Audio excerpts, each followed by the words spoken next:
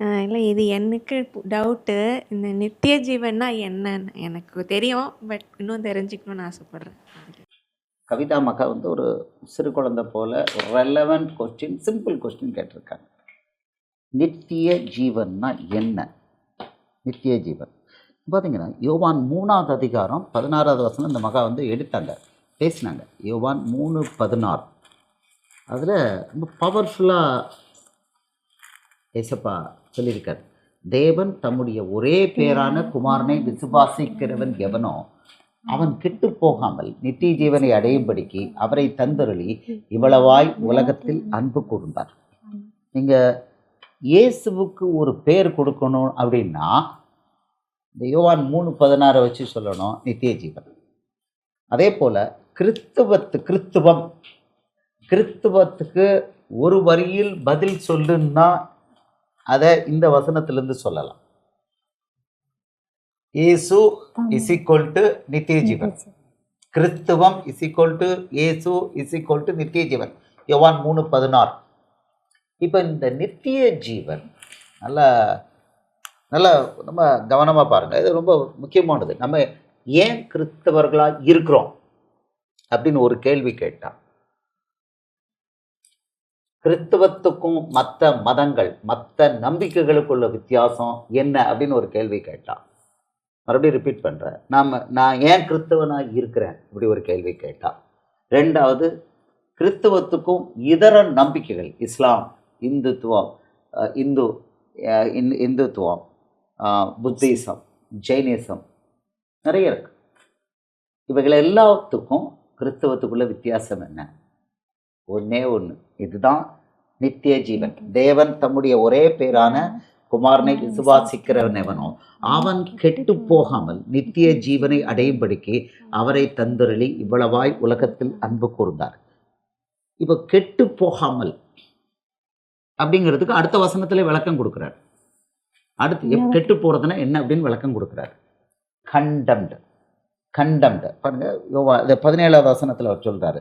3:17 உலகத்தை ஆக்கினைக்குள்ளாக தீர்க்கும்படி தேவன் தம்முடைய குமாரனை உலகத்தில் அனுப்பாமல் அவராலே உலகம் ரட்சிக்கப்படுவதற்காகவே அவரை அனுப்பினார். இங்கிலீஷில் பார்த்தீங்கன்னா, for God did not send his son into the world to condemn the world, but that the world through him might be saved. condemned, that is, அதாவது ரட்சிக்கப்படுவது அல்லது நித்திய ஜீவன் அப்படிங்கிறது ஒன்று. ரட்சிக்கப்படுறதுனால ஒரு அர்த்தம் தான், நித்திய ஜீவன்னாலும் அர்த்தம் ஒன்று தான். ரட்சிக்கப்படுதல், நித்திய ஜீவன் ஒரு சைடில், அதுக்கு ஆப்போசிட்டில் ஒன்று இருக்குது. என்ன தெரியுமா? கண்டம்டுக்கு இன்னொரு வார்த்தை ஆக்கினை தீர்ப்பு. ஆமாம், அதாவது ஆக்கினை தீர்ப்புக்கு மனுஷனை ஆக்கினை தீர்ப்பு கொடுக்கறதுக்கு அனுப்பாமல் உலகத்தில் எப்படி அனுப்பியிருக்கிறாராம்? 17ல் அழகாக கொடுத்துருக்கிறாரு. ஆமாம், அவர் சொல்றாரு, உலகத்தை ஆக்கினைக்குள்ளாக தீர்க்கும்படி தேவன் தம்முடைய குமாரனை உலகத்தில் அனுப்பாமல். அப்படின்னா நித்திய ஜீவனுக்கு ஆப்போசிட் ஒன்று இருக்கு, அதுக்கு பேரு ஆக்கினை தீர்ப்பு. இதை நம்ம அண்டர்ஸ்டாண்ட் பண்ணணும். இது பயமுறுத்துறதுக்காக இல்லை, but this is the reality. இது பயமுறுத்துறதுக்காக இல்லை, இதுதான் ரியாலிட்டி. இப்போ இயேசு இந்த பூமிக்கு வர்றதுக்கு முன்னால இந்த யோவான் 3:16 கிடையாது, இந்த நித்திய ஜீவன்கிற கான்செப்ட் கிடையாது. இயேசு தான் அதை கொண்டு வந்தார்.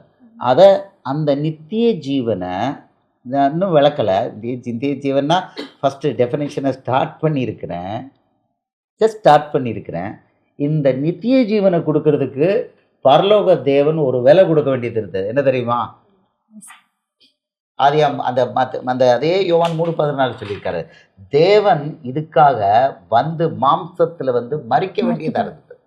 தேவன் தம்முடைய ஒரே பேரான குமாரனை விசுவாசிக்கிறவன் எவனோ அவன் கெட்டு போகாமல் நித்திய ஜீவனை அடையும்படிக்கு அவரை தந்தருளி இவ்வளவாய் உலகத்தில் அன்பு கூர்ந்தார். அவரே கொடுத்துட்டார். he gave himself. தன்னையே முழுசா கொடுத்து தாமல அத்தனை ஆக்கினை தீர்ப்பையும் எடுத்துக்கிட்டு என்ன பண்ணிட்டாரு? மனுஷனை விடுவிச்சுட்டு புக்கை ஓப்பன் பண்ணிட்டு வா, நான் உனக்காக மரித்திருக்கேன், நீ என்னை ஏற்றுக்கிட்டா உனக்கு நித்திய ஜீவன், உனக்கு நித்திய ஜீவன், நீ மரித்தாலும் பிழைப்பாய். யோவான் 5:25-26 நிறைய வசனங்கள். அப்போ இது எங்கே சொல்லப்பட்டது? ஆதியாகமம் 3:16 இதை பற்றி சொல்லப்பட்டிருக்கு. எப்போ மனுஷனுக்குள்ள பாவம் வந்ததோ அப்போ சொல்லப்பட்டது. ஜெனசிஸ் 3:16 சொல்லப்பட்டிருக்கு. தேவன் 3:15 சொல்கிறாரு. ஆதியாகமம் 3:15 உனக்கும் ஸ்திரீக்கும் உன் வித்துக்கும் அவள் வித்துக்கும் பகை உண்டாக்குவேன், அவர் உன் தலையை நசுக்குவார், நீ அவர் குதிங்காலை நசுக்குவாய் என்றார். இதுதான் தீர்க்க தரிசனம். இந்த தீர்க்க தரிசனம் சிலுவையில் இயேசு என்ற தேவகுமாரனால் நிறைவேறிச்சு. தேவகுமாரன் வேறு யாரும் அல்ல, தேவனுடைய உருவம். தேவனுடைய உருவம் விலை கொடுத்தார். நமக்கு நித்திய ஜீவன்கிறது இல்லை. பூமியில் நமக்கு நித்திய ஜீவன் இல்லாமல் இருந்தது. நமக்கு நித்திய ஜீவனை கொடுக்கறதுக்காக அவர் கீழே வானத்திலிருந்து கீழே தன் ஜீவனையே கொடுத்து, தன் மாம்சத்தையே பிக்க கொடுத்து என்ன பண்ணிட்டாரு? நமக்கு நித்திய ஜீவனுக்கான பாதையை திறந்து கொடுத்துருக்கிறார். அதை சொல்லி நான் இன்னும் முழுசாக சொல்லலாமா? கவிதா பிகினிங் யோவான் 14 ஐயா தயவுசெய்து யோவான் 14:6 அவர் சொல்கிறாரு. ஜான் 14:6 மகளும் அதை சொன்னாங்க.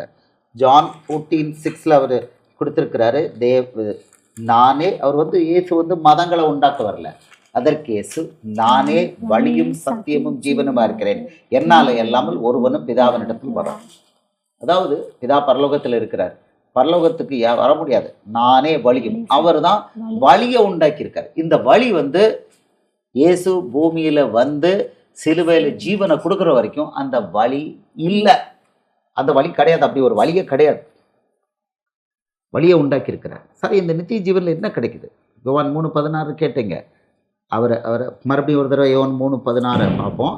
நமக்கு இந்த வசனங்கள் கிளாரிட்டி நல்லா இருந்ததுன்னா இடற மாட்டோம். நல்ல ஒரு ஃபண்டமெண்டல் கேள்வியை கவிதா மக்கா கேட்டிருக்காங்க. தேவன் தம்முடைய ஒரே பேரான குமாரனை விசுவாசிக்கிறவன் எவனோ அவன் கெட்டு போகாமல். நம்பர் 1 கெட்டு போகாமல். அப்போ நித்திய ஜீவனுக்கு ஆப்போசிட் இன்னொரு அர்த்தம் இருக்கு. என்னது? கெட்டு போகாமல். நித்திய ஜீவன் ஆப்போசிட் கெட்டு போகாமல். ஆமாம், நித்திய ஜீவனை அடையும்படிக்கு அவரை தந்தருளி இவ்வளவாய் உலகத்தில் அன்பு கூர்ந்தார். இங்கிலீஷில் பார்த்தீங்கன்னா கண்டம்ட் அப்படின்னு சொல்றாரு.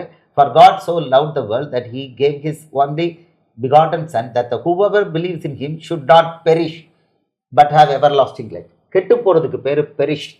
அப்படின்னா there is something called ஆக்கினை தீர்ப்புக்கு இன்னொரு பேர் கெட்டு போதல். என்ன கெட்டு போகிறது? மனுஷனுடைய ஆத்துமா. மனுஷனுடைய மரணத்துக்கு பிறகு, இந்த சரீர மரணத்துக்கு பிறகு ஒரு வாழ்க்கை இருக்குது. அதுக்கு பேர் தான் நித்திய வாழ்க்கை. அந்த நித்திய வாழ்க்கையில் ஒன்று கெட்டு போன வாழ்க்கை, இன்னொன்று நித்திய ஜீவன். இப்போ புரியுதாம? நான் கொஞ்சம் கொஞ்சமாக நான் வரேன். ஒன்று கெட்டு போன வாழ்க்கை, தட் இஸ் கண்டம்ட். இன்னொன்று நித்திய ஜீவன். அதாவது நித்திய ஜீவனுக்கு ஆப்போசிட் நித்திய மரணம். நித்திய ஜீவனுக்கு ஆப்போசிட் கெட்டு போதல், ஆக்கினை தீர்ப்பு, கண்டம்டு. அடுத்தது ஒன்று இருக்கு, நித்திய மரணம். இப்போ நம்ம இந்த நித்திய மரணம் அப்படின்னா சதா காலமும் அக்கினியும் கந்தகம் எரிகிற கடலில் வாதிக்கப்படுவார். பயமுறுத்துறதுக்கு இல்லை, இதெல்லாம் நம்ம பைபிளில் எல்லாம் தெளிவாக ரொம்ப அழகாக இருக்குது. எல்லாமே பச்சை எழுதி தரப்பட்டிருக்கு. ஓகே, ஆமாம். ஏற்றுக்கொள்கிறவங்க ஏற்றுக்கொள்கிறாங்க, கொள்றது கிடையாது.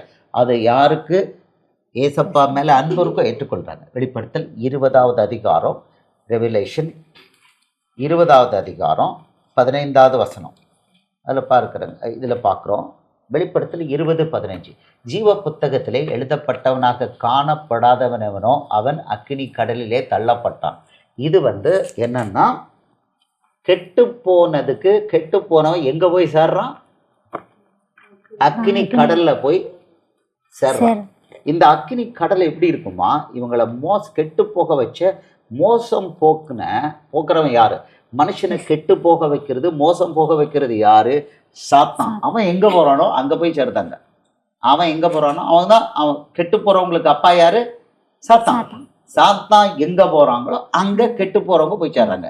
சாத்தானுக்கு நித்திய மரணம் வந்து சீல்டு, ஆல்ரெடி சீல்டு. அந்த நித்திய மரணத்துக்கு அவன் ஆட்களை கொண்டு போகிறான். இன்றைக்கி பாவம் செய்கிறவங்க, இயேசு விட்டு விரோதமாக இருக்கிறவங்க எல்லாம், இயேசு விட்டு வரமாட்டேன்னு சொல்கிறவங்கலாம், அவங்கள யார் கொண்டு போகிறா? பிசாசானவன்கிறவன், சாத்தாங்கிறவன் அவங்களை என்னத்தை நோக்கி கொண்டு போகிறான்?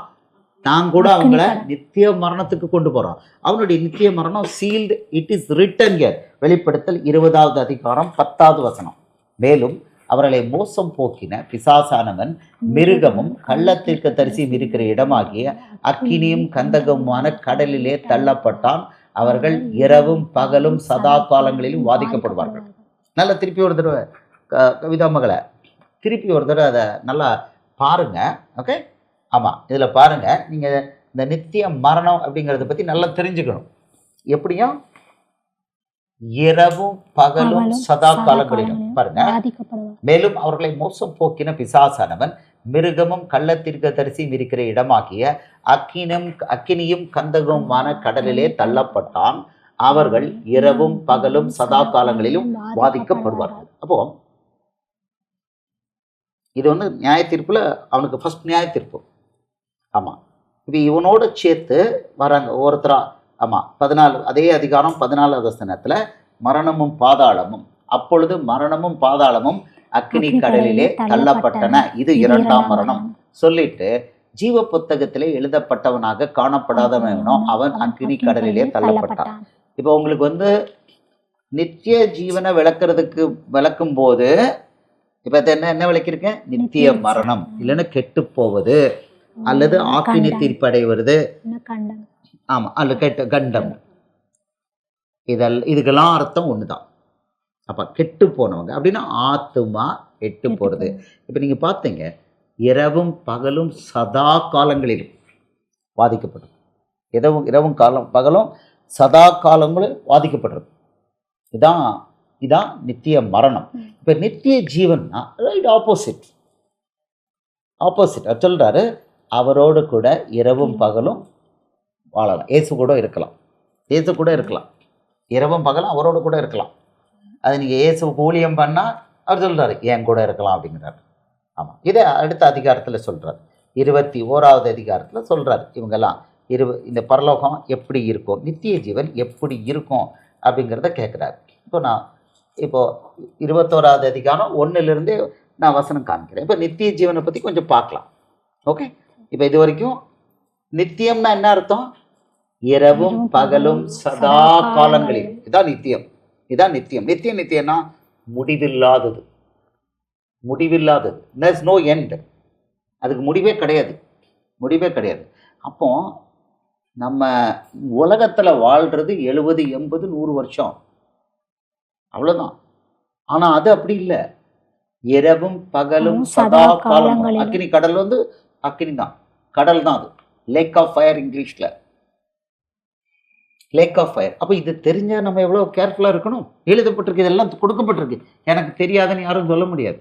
பச்சையாக ஈஸியாக ஒவ்வொருத்தர் லாங்குவேஜ்லையும் எழுதி தரப்பட்டிருக்கு. உலகத்தில் மிக அதிகமாக டிரான்ஸ்லேட் பண்ணி கொடுக்கப்பட்ட புஸ்தகம் பைபிள் தான். நிறைய பிரிண்ட் ஆகிற புஸ்தகம் உலகத்திலே பைபிள் தான். வெளிப்படுத்தின விசேஷத்தில் தெளிவாக பரலோகம் எப்படி இருக்குன்னு லெஃப்ட் ரைட்டு ஒரு மனுஷனுக்கு காண்பித்து அவன் மூலமாக எழுத வச்சிருக்கிறார். இப்போ நீங்கள் பாருங்கள், இப்போ எப்படி பரலோகம் இருக்குது அப்படிங்கிறத காமிக்கிறார். வெளிப்படுத்தின விசேஷம் 21வது அதிகாரம் 1வது வசனம். பின்பு நான் புதிய வானத்தையும் புதிய பூமியும் கண்டேன். முந்தின வானமும் முந்தின பூமியும் ஒளிந்து போயின, சமுத்திரமும் இல்லாமல் போயிட்டு. இப்போ இருக்கிற வானம் பூமி என்னாச்சு? காணாமல் போயிட்டு. இப்போ புதிய வானம் புதிய பூமி. யோவான் ஆகிய நான் புதிய எருசலேம் ஆகிய பரிசுத்த நகரத்தை தேவனிடத்திலிருந்து பரலோகத்தை விட்டு இறங்கி வர கண்டேன். அது தன் புருஷனுக்காக அலங்கரிக்கப்பட்ட மணவாட்டியை போல ஆயத்தமாக்கப்பட்டிருந்தது. மேலும் பரலோகத்திலிருந்து உண்டான ஒரு பெரும் சத்தத்தை கேட்டேன். அது, இதோ மனுஷர்களிடத்திலே தேவனுடைய வாசஸ்தலம் இருக்கிறது. அவர்களிடத்திலே அவர் வாசமாயிருப்பார். அவர்களும் அவருடைய ஜனங்களாய் இருப்பார்கள். தேவன் தாமே அவர்களோட கூட இருந்து அவர்களுடைய தேவனாயிருப்பார். நல்ல கவனமா பாருங்க. இதுல இதோ மனுஷர்களிடத்திலே தேவனுடைய வாசஸ்தலம் இருக்கிறது. அவர்களிடத்திலே அவர் வாசமாயிருப்பார். அவர்களும் அவருடைய ஜனங்களாயிருப்பார்கள். தேவன் தாமே அவர்களோட கூட இருந்து அவர்களுடைய தேவனாய் இருப்பார். திருப்பி திருப்பி சொல்றார். இப்ப எங்க வந்துருந்தாரு தேவன்? யாரு கூட வந்துருந்தாரு? மனுஷர்களோட. இது எங்க இருந்தது? ஆதியாகமத்துல ஆதாம் ஏவாளை படைத்த போது தேவன் என்ன இருந்தாரு? அவங்களோடு உலாவிக் கொண்டிருந்தார். தோட்டத்துல உலாவுன தேவனை கண்டாங்க. இப்ப வருங்க ஆதியாமம் 2வது அதிகாரம் Genesis 2:19 பார்த்தீங்கன்னா என்ன என்ன மனுஷனோட கூட இருந்தார். மனுஷனோட சொல்றாரு. ஆதியாமம் 2:19 தேவனாகிய கர்த்தர் வெளியின் சகலவித மிருகங்களையும் ஆகாயத்தின் சகலவித பறவைகளையும் மண்ணினாலே உண்டாக்கி ஆதாம் அவைகளுக்கு என்ன பெயரிடுவான் என்று பார்க்கும்படி அவைகளை அவனிடத்தில் கொண்டு வந்தார். அந்தந்த ஜீவ ஜந்துக்கு ஆதாம் என்னென்ன பெயரிட்டானோ அதுவே அதற்கு பேராயிற்று. கூட தான் இருந்தார். இதுக்கு பிறகு மனுஷியை உண்டாக்குறாரு. மனுஷியோட டெய்லி வந்து தோட்டத்தில் வந்து அவங்களோட பேசிட்டு இருந்தார். உலாவுற சத்தத்தை கேட்டாங்க. இவங்க பாவம் பண்ணோன்னு ஒளிஞ்சுக்கிட்டாங்க. என்னாச்சு, எங்கே ஒளிஞ்சிருக்கீங்கன்னு கேட்குறாரு. அவர்கள் தேவனுடைய சத்தத்தை கேட்டு ஒளிகிறாங்க. மனுஷர்களிடத்திலே தேவனுடைய வாசஸ்தலம் எங்கே இருந்தது? மனுஷனை படைக்கும் போது இருந்தது. பாவத்தினால என்னாச்சு? இழந்து போயிட்டான் மனுஷன். அவங்கள துரத்தி அடிச்சிட்டார். 3வது அதிகாரம் கடைசி வசனம். அவங்கள தோட்டத்திலேருந்து துரத்தி அடித்து தோட்டத்துக்கு யாரும் வராதபடி என்ன பண்ணிட்டாரு? சுடரொளி பட்டயத்தை வச்சு மூடிட்டார். இன்னைக்கு வரைக்கும் அதுதான். இப்போ இந்த பாவத்தில் விழுந்த மனுஷனுக்கு மறுபடி தேவனோடு வந்து கனெக்ட் ஆகிறதுக்கு, பாவத்தால் இன்னைக்கு கனெக்ட் பண்ணுறதுக்கு, மனுஷனுடைய பாவத்துக்கு விலை கொடுக்கறதுக்கு அதே தேவன் வானத்திலிருந்து கீழே இறங்கி வந்தார். அதே தேவன். யோவான் 6:38 வானத்திலிருந்து கீழே இறங்கி வந்தார். ஆமாம், யோவான் 6:38. இப்போ எப்படி நமக்கு நித்திய ஜீவனை கொடுக்கறதுக்கு வராது? யோவான் 6:38 என் சித்தத்தின்படி அல்ல, என்னை அனுப்பினவருடைய சித்தத்தின்படி செய்யவே நான் வானத்திலிருந்து இறங்கி வந்தேன். வானத்திலிருந்து இறங்கி வந்திருக்கிறார். இதுக்கு இடையில உங்களுக்கு தெரியணும், மனுஷன் பாவம் செஞ்ச உடனே என்ன ஆச்சு தெரியுமா? என்ன ஆச்சு? முதல் முறையாக மனுஷனுக்கு மரணம் வந்தது. அவனுக்கு தண்டனை போட்டார். ஒவ்வொருத்தருக்கும் தண்டனை போடுறாரு. அப்படி சொல்லிட்டு நீ மண்ணிலிருந்து நீ எடுக்கப்பட்டபடியால் நீ மண்ணுக்கு திரும்புவாயின்னு போட்டார். மனுஷனுக்கு முறையாக மரணம் வந்தது. ஆதியாகமம் 3வது அதிகாரம் 19வது வசனம். நீ பூமியிலிருந்து எடுக்கப்பட்டபடியால் நீ பூமிக்கு திரும்ப மட்டும் உன் முகத்தின் வேர்வையால் ஆகாரம் புசிப்பாய், நீ மண்ணாயிருக்கிறாய், மண்ணுக்கு திரும்புவாய் என்றார். முறையாக மனுஷனுக்கு என்ன வந்துச்சு? மரணம் வந்தது. இப்போ நித்திய ஜீவனை பெற்ற உடனே நீங்கள் பார்க்க போகிறீங்க. இது வந்து இதில் தான் இழந்து போயிட்டாங்க. இதே அதிகாரத்தை வேணால் காமிக்கிறேன் பண்ணிவிட்டு அவங்கள வெளியில் விரட்டி அடிக்கிறார். பாருங்கள். அவர் மனுஷனை துரத்தி விட்டு ஜீவ விருட்சத்துக்கு போகும்படியே காவல் செய்ய ஏதேன் தோட்டத்துக்கு கிழக்கே கேருபீன்களையும் வீசிக்கொண்டிருக்கிற சுடரொளி பட்டயத்தையும் வைத்தார். இன்னைக்கு வரைக்கும் அதுதான். அவங்களை துரத்தி விட்டார். மனுஷன் தேவனிடத்திலிருந்து துரத்தி அடிக்கப்பட்டான்.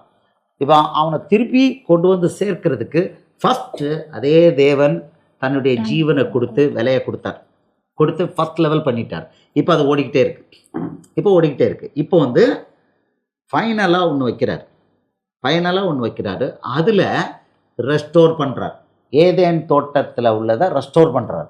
அதை தான் நீங்கள் பார்க்குறீங்க. இங்கே பார்க்குறீங்க. அந்த வெளிப்படுத்தல் 21வது அதிகாரம். மறுபடியும் உங்களுக்கு அந்த வசனத்தை நான் காமிக்கிறேன். அவர் சொல்கிறாரு ஆமாம், இப்போ வந்து மனுஷரிடத்திலே தேவனுடைய வாசஸ்தலம் சொல்லிட்டு அடுத்த வசனம் பாருங்க. அவருடைய கண்ணீர் யாவையும் தேவன் துடைப்பார், இனி மரணமும் இல்லை, துக்கமும் இல்லை. ஃபர்ஸ்ட் ஒன்று வருது. நித்திய ஜீவன்ல என்ன இல்லை? கண்ணீர். இனி மரணம் இல்லை. இனி மரணம் கிடையாது. இனி துக்கம் கிடையாது. மரணம் கிடையாது, துக்கம் கிடையாது. நித்திய ஜீவனோட பாருங்க. இனி மரணமும் இல்லை, துக்கமும் இல்லை, அலறுதலும் இல்லை, வருத்தமும் இல்லை, முந்தினவைகள் ஒளிந்து போயின என்று விளம்பிற்று. இப்ப பாருங்க, இதில் நல்ல கவனிச்சு பாருங்க. ரிவார்டு. மரணம் கிடையாது, துக்கம் கிடையாது, அலறுதல் கிடையாது, முந்தினவைகள் எல்லாம் ஒளிஞ்சு போயிட்டு. கவலை கிடையாது, கண்ணீர் கிடையாது. இந்த பூமியில நம்ம விட்ட கண்ணீருக்கு அவர் துடைக்கிறாரு. அவர்களுடைய கண்ணீர் யாவையும் தேவன் துடைப்பார். பூமியில விட்ட கண்ணீருக்கு துயரப்படுகிறவர்கள் பாக்கியவான்கள் படிச்சிருக்கோமே, மத்தேயு 5வது அதிகாரம். அந்த துயரப்பட்டவர்களுக்கு பரலோகத்துல அவர் என்ன பண்றாருன்னா கண்ணீரை துடைக்கிறாரு. அங்க அதுக்கு பிறகு என்ன கிடையாதான்? மரணம் இல்லை. அங்க என்ன கிடையாது? இனி மரணமும் இல்லை, துக்கமும் இல்லை. துக்கம் இருந்தா தானே கண்ணீர். துக்கமும் இல்லை, அலறுதலும் இல்லை, வருத்தமும் இல்லை. முந்தினவைகள் ஒளிந்து போயின. க்ளோஸ்ட். ரெஸ்டோரேஷன். ரெஸ்டோரேஷன். ஆமா, ரெஸ்டோரேஷன். அதுக்கு பிறகு பாருங்க, 4வது வசனம். 4வது வசனம், சிங்காசனத்தின் மேல் வீற்றிருக்கிறவர் இதோ நான் சகலத்தையும் புதிதாக்குகிறேன் என்றார். பின்னும் அவர், இந்த வசனங்கள் சத்தியமும் உண்மையுமானவைகள், இவைகளை எழுது என்றார். ஆக்சுவலாக யோவான் வந்து எல்லாத்தையும் பார்க்குறோம், பரலோகத்தை பார்க்குறான், புதிய வானம் புதிய பூமியை பார்த்து அவன் எழுதியிருக்கான். ஸோ இது நித்திய ஜீவன். இந்த பரலோகம் எப்படி இருக்குங்கிறதையும் வசனத்தில் கொடுத்துருக்கிறார். எப்படி அதோட மதில்கள் என்ன, அது எந்தெந்த வைரம் வைடூரியத்தினால இருக்கு எழுதப்பட்டிருக்கு. அவ்வளோமே எழுதப்பட்டிருக்கு, எல்லாமே எழுதப்பட்டிருக்கு.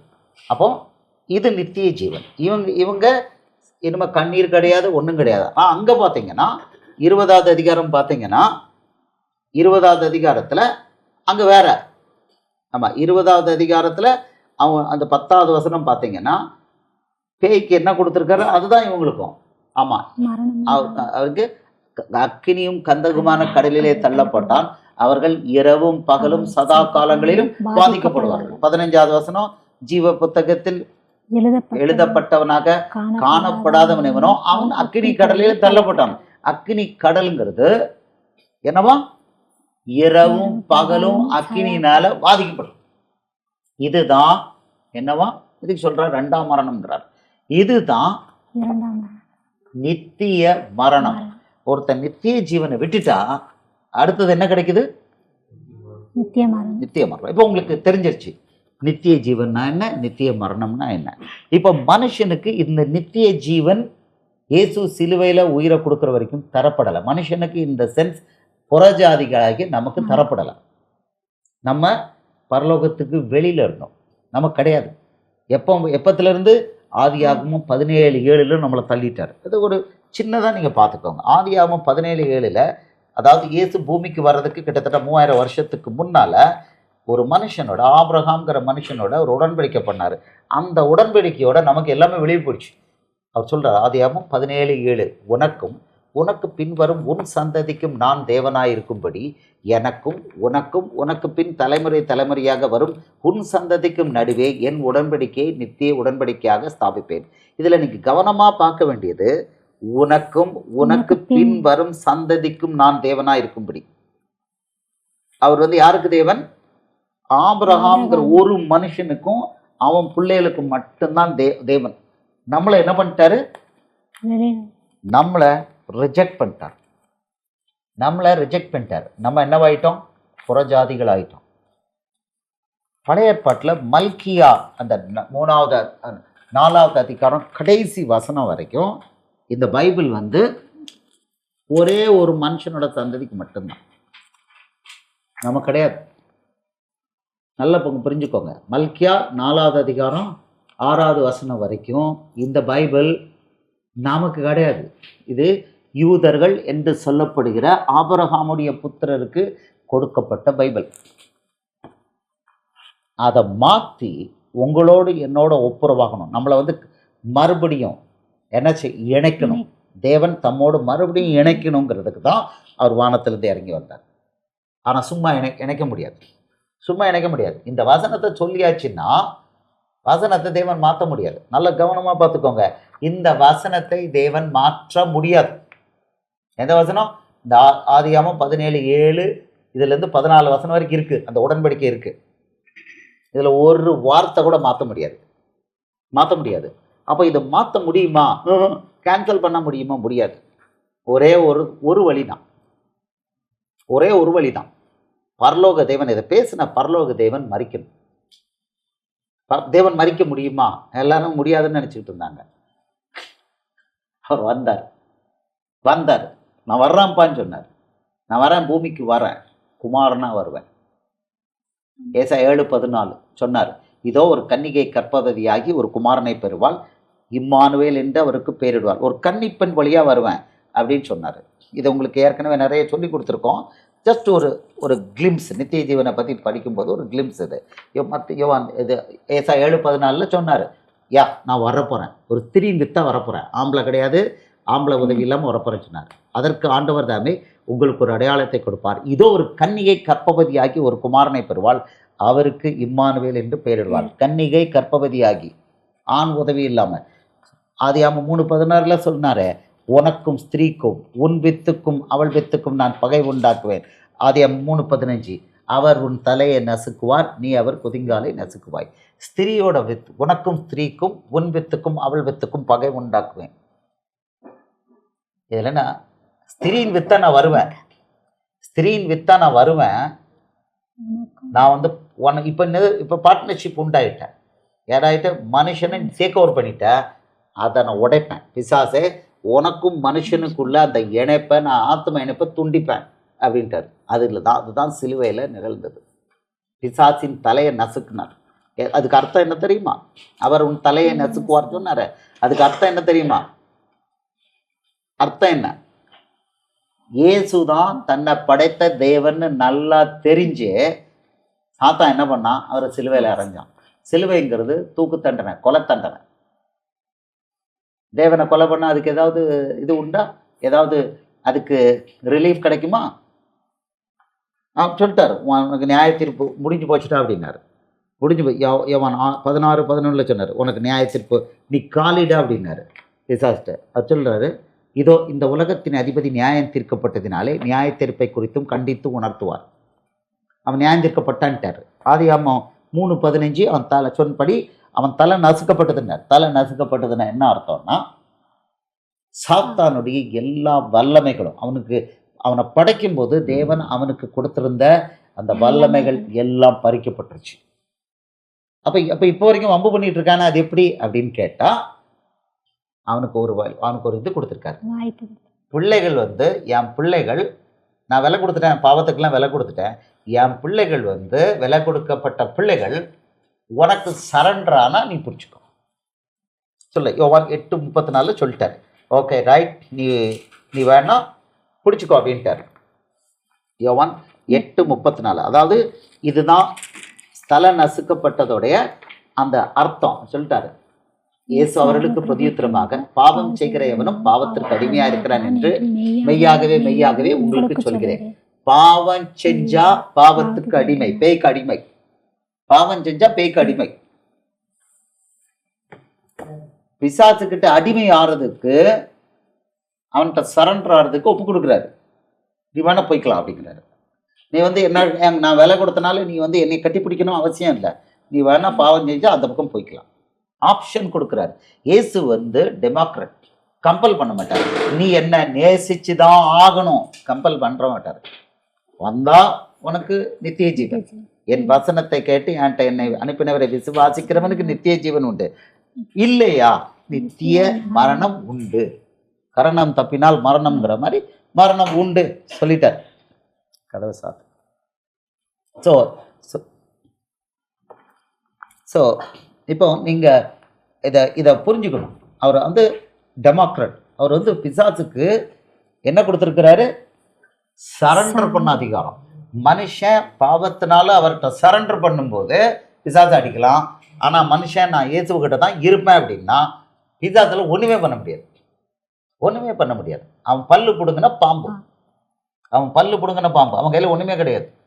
மரணத்தை உண்டாக்க முடியுமா? முடியாது. ரெவலேஷன் 1:18 சொல்றாரு, மரித்தேன் ஆனாலும் இதோ சதா காலங்களில் நான் உயிரோடு இருக்கிறேன், நான் மரணத்துக்கும் பாதாளத்துக்கும் உள்ள திறவுகோல்களை உடையவராயிருக்கிறேன். பாருங்க, வெளிப்படுத்தல் 1:18 டைரக்டா இயேசு அதே சரீரத்தில் பூமிக்கு கீழே இறங்கி கிபி 91 96 காலகட்டத்தில் யோவானுக்கிட்ட டைரக்டா பேசி சொல்லியிருக்கிறார். மரித்தேன் ஆனாலும் இதோ சதா காலங்களிலும் உயிரோடு இருக்கிறேன், ஆமேன், நான் மரணத்திற்கும் பாதாளத்திற்கும் உரிய திறவுகோல்களை உடையவராயிருக்கிறேன்.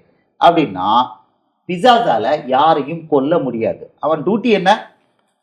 அவனோட மெயின் டியூட்டி திருடவும் கொல்லவும் அழிக்கவும் வர்றான். யோவான் 10:10. ஆனா அவன் இயேசுவோட பெர்மிஷன் இல்லாம இதை செய்ய முடியாது, சிலுவையோட ரகசியம் இது. இயேசுவோட பெர்மிஷன் இல்லாம இதை பண்ண முடியாது. திருடன் திருடவும் கொல்லவும் அழிக்கும் வருகிறான் என்று வேறொன்றுக்கும் வரான், நானும் அவைகளுக்கு ஜீவன் உண்டாயிருக்கும் அது பரிபூர்ணப்பட வந்தேன். அவன் திருடுவான் கொல்லுவான் அழிப்பான். ஆனா இப்ப கொல்றதுக்கு யார்கிட்ட பர்மிஷன் கேட்கணும்? இயேசுப்பட்ட தான் கையில தான் இருக்கு. அவனுக்கு இன்னொரு பேர் என்ன சொல்லியிருக்கிறாரு? யோவான் 8வது அதிகாரம் 44 சொல்கிறாரு, அவன் ஆதி முதற்கொண்டு அவனோட ஸ்பெஷலைசேஷன் என்ன? மனுஷ கொலைபாதகனாக இருக்கிறான். அவன் ஸ்பெஷலைசேஷனே கொலை பண்ணுறது தான். அவன் ஆதி முதற்கொண்டு மனுஷ கொலைபாதகனாக இருக்கிறான். அடுத்தது அவன் பொய்யனும், பொய்க்கு பிதா.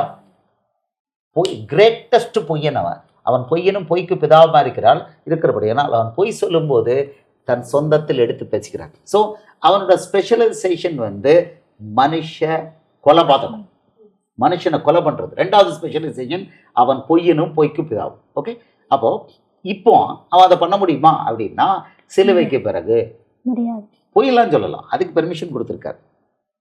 அதெல்லாம் பாதி பொய் பாதி உண்மை சொல்லி எப்படி ஏவாளை வஞ்சித்தானோ அதெல்லாம் சொல்லலாம், அதெல்லாம் பெர்மிஷன் கொடுத்துருக்காரு.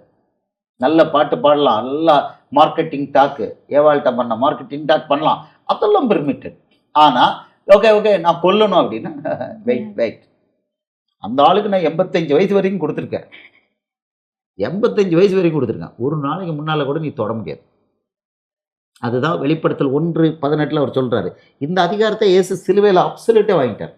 மரித்தேன், ஆனாலும் இதோ சதா காலங்களிலும் உயிரோடு இருக்கிறேன். ஆமென். நான் மரணத்துக்கும் பாதாளத்துக்கும் உரிய திறவுகோல்களை உடையவராக இருக்கிறேன். இப்போ மரணம் பாதாளம் ரெண்டுக்கும் திறவுகோல்கள் யார் கையில் இருக்கு? இயேசு கையில். மத்தேயு 16:19 பரலோக ராஜ்யத்தின் திறவுகோல்களை நான் உனக்கு தருகிறேன். பேதுருவிட்ட சொன்னார். அந்த பரலோக ராஜ்யத்துக்கு திறவுகோலும் இயேசப்பா கையில் தான் இருக்குது. மத்தேயு 16:19. இப்போ நீங்கள் அவங்க கையில் ஒன்றும் கிடையாது. ஆமாம், மத்தேயு 16:19 சொல்கிறாரு, பரலோக ராஜ்யத்தின் திறவுகோல்களை நான் உனக்கு தருவேன். பூலோகத்திலே நீ கட்டுகிறது எதுவோ அது பரலோகத்திலும் கட்டப்பட்டிருக்கும், பூலோகத்திலே நீ கட்டவிழ்ப்பது எதுவோ அது பரலோகத்திலும் கட்டவிழ்க்கப்பட்டிருக்கும் என்றார். அப்போது பரலோகத்து ராஜ்யத்தோட திறவுகோல், பரலோகத்தோட திறவுகோல் இயேசு கையில் மட்டும்தான். மரணத்துக்கும் பாதாளத்துக்குள்ள திறவுகோல் யார் கையில்? இயேசப்பா கையில். நரகத்துக்கு திறவுகோல் ஒன்று இருக்குது, அது இயேசு கையில் தான் இருக்குது. ஒருத்தன் நரகத்துக்கு போகணும்னா, மறிக்கணும்னா, நித்திய மரணம் அடையணும்னா யார் கையில் இருக்கிற பவர்? இயேசு கையில். அப்போ பேய்க்கு பிசாசு கையில் என்ன இருக்குது? சிலுவைக்கு பிறகு சூந்து குச்சி இருக்குது. கேள்விப்பட்டிருக்கீங்களா? சூந்து குச்சி பொங்கல் டயத்தில் எரிப்பாங்க, புஸ் புஸ் புஸ்ன்னு எரியும். சூந்து குச்சி அதை வச்சுட்டு. ஆமாம், முரளி என்கிட்ட பட்டையம் இருக்கவங்க அப்போடா புண்ணாக்கு சூந்து குச்சிடா. அவன் கையில் சூந்து குச்சி தான் இருக்கு, ஆனால் அதை வச்சுக்கிட்டே ஏமாத்துவான். அவன் கர்ச்சிக்கிற சிங்கம் போல சுற்றி வருவான்னு அர்த்தம் என்ன தெரியுமா? அவன் கையில் சூந்து குச்சி இருக்கும். இதான் பட்டையான், நான் வச்சிருக்கேன், வெட்டி போடுவான். அந்த ஒரு கொஞ்சம் உத்து பார்த்தீங்கன்னா, அட பாவி அது சூந்து குச்சிடா, பூன் உதிரா உடனே. இதுதான் அவர் உன் தலையை நசுக்குவார் ஆதியாகமம் 3:15 சொன்னார்ல. இதுதான் நடந்தது. எதுல நடந்தது? சிலுவையில் இயேசு ஜீவனை ஒப்படைச்சார் பார்த்தீங்களா பிதா கிட்ட. அந்த நிமிஷம் நடந்தது என்னன்னா, பிசாசுடைய தலை நசுக்கப்பட்டுருச்சு. இந்த சென்ஸ் அவன் இண்டிபெண்டன்டாக செயல்பட்டது எல்லாம் முடிஞ்சு போச்சு. சரி, இப்போ சிலுவைக்கு முன்னால பிசாசு எல்லா பவரும் வச்சிருந்தானா அப்படின்னு கேட்டால் அவன் நல்லா டூப் போட்டான். லூக்கா 4 மத்தேயு 4 சொல்கிறான், என்னை காலில் விழுந்து தாழ பணிந்து கொண்டால் இந்த பூமியில் உள்ள இந்த தேசங்கள்லாம் உமக்கு தரேன்னா. அவனுக்கு அந்த பவர் இருந்துதான் அப்படின்னு கேட்டால், அவனுக்கு உயிரை எடுக்கிற பவர் இருந்துதான், மனுஷன் உயிரை அவன் இஷ்டத்துக்கு எடுக்கிற பவர் இருந்துதான்னு கேட்டால், அப்படி பவர் இருந்தால் என்ன இருக்கும்? லூக்கா 8வது அதிகாரத்தில் லேகியோன் பிசாசு பிடிச்சவனை பற்றி நம்ம படித்தோமே. அவன் உயிரை எடுக்க முடிஞ்சதா பேயால்? ஆனால் அவங்ககிட்ட இருந்து அந்த பேய்கள்லாம் வெளியில் போனோன்னு என்ன இருந்துச்சு? 2000 பன்றிகளை ஒத்த நிமிஷத்தில் கொன்றுச்சு. அதுகளால் பன்றிகளை கொல்ல முடிஞ்சது.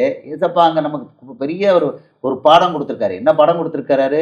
பிசாசால அந்த ஒத்த மனுஷனை கொல்ல முடியல.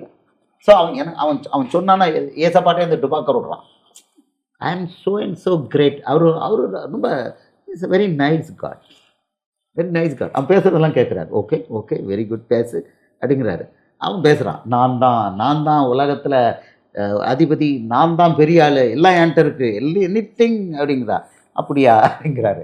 ஆனால் இங்கே சைலண்ட்டாக எழுதி வச்சிருக்கிறாரு, அவனால் யார் உயிரை எடுக்க முடியல? ஒத்த மனுஷன் உயிரை எடுக்க முடியல. வெளியில் வந்த உடனே 2000 பன்றிகளை கொன்னுச்சு. ஏசப்பாட்ட கெஞ்சிறான். லூக்கா 8வது அதிகாரம் 31வது கெஞ்சிறான், ஐயா எங்களை பாதாளத்துக்கு போக கட்டளையிடாதீங்க.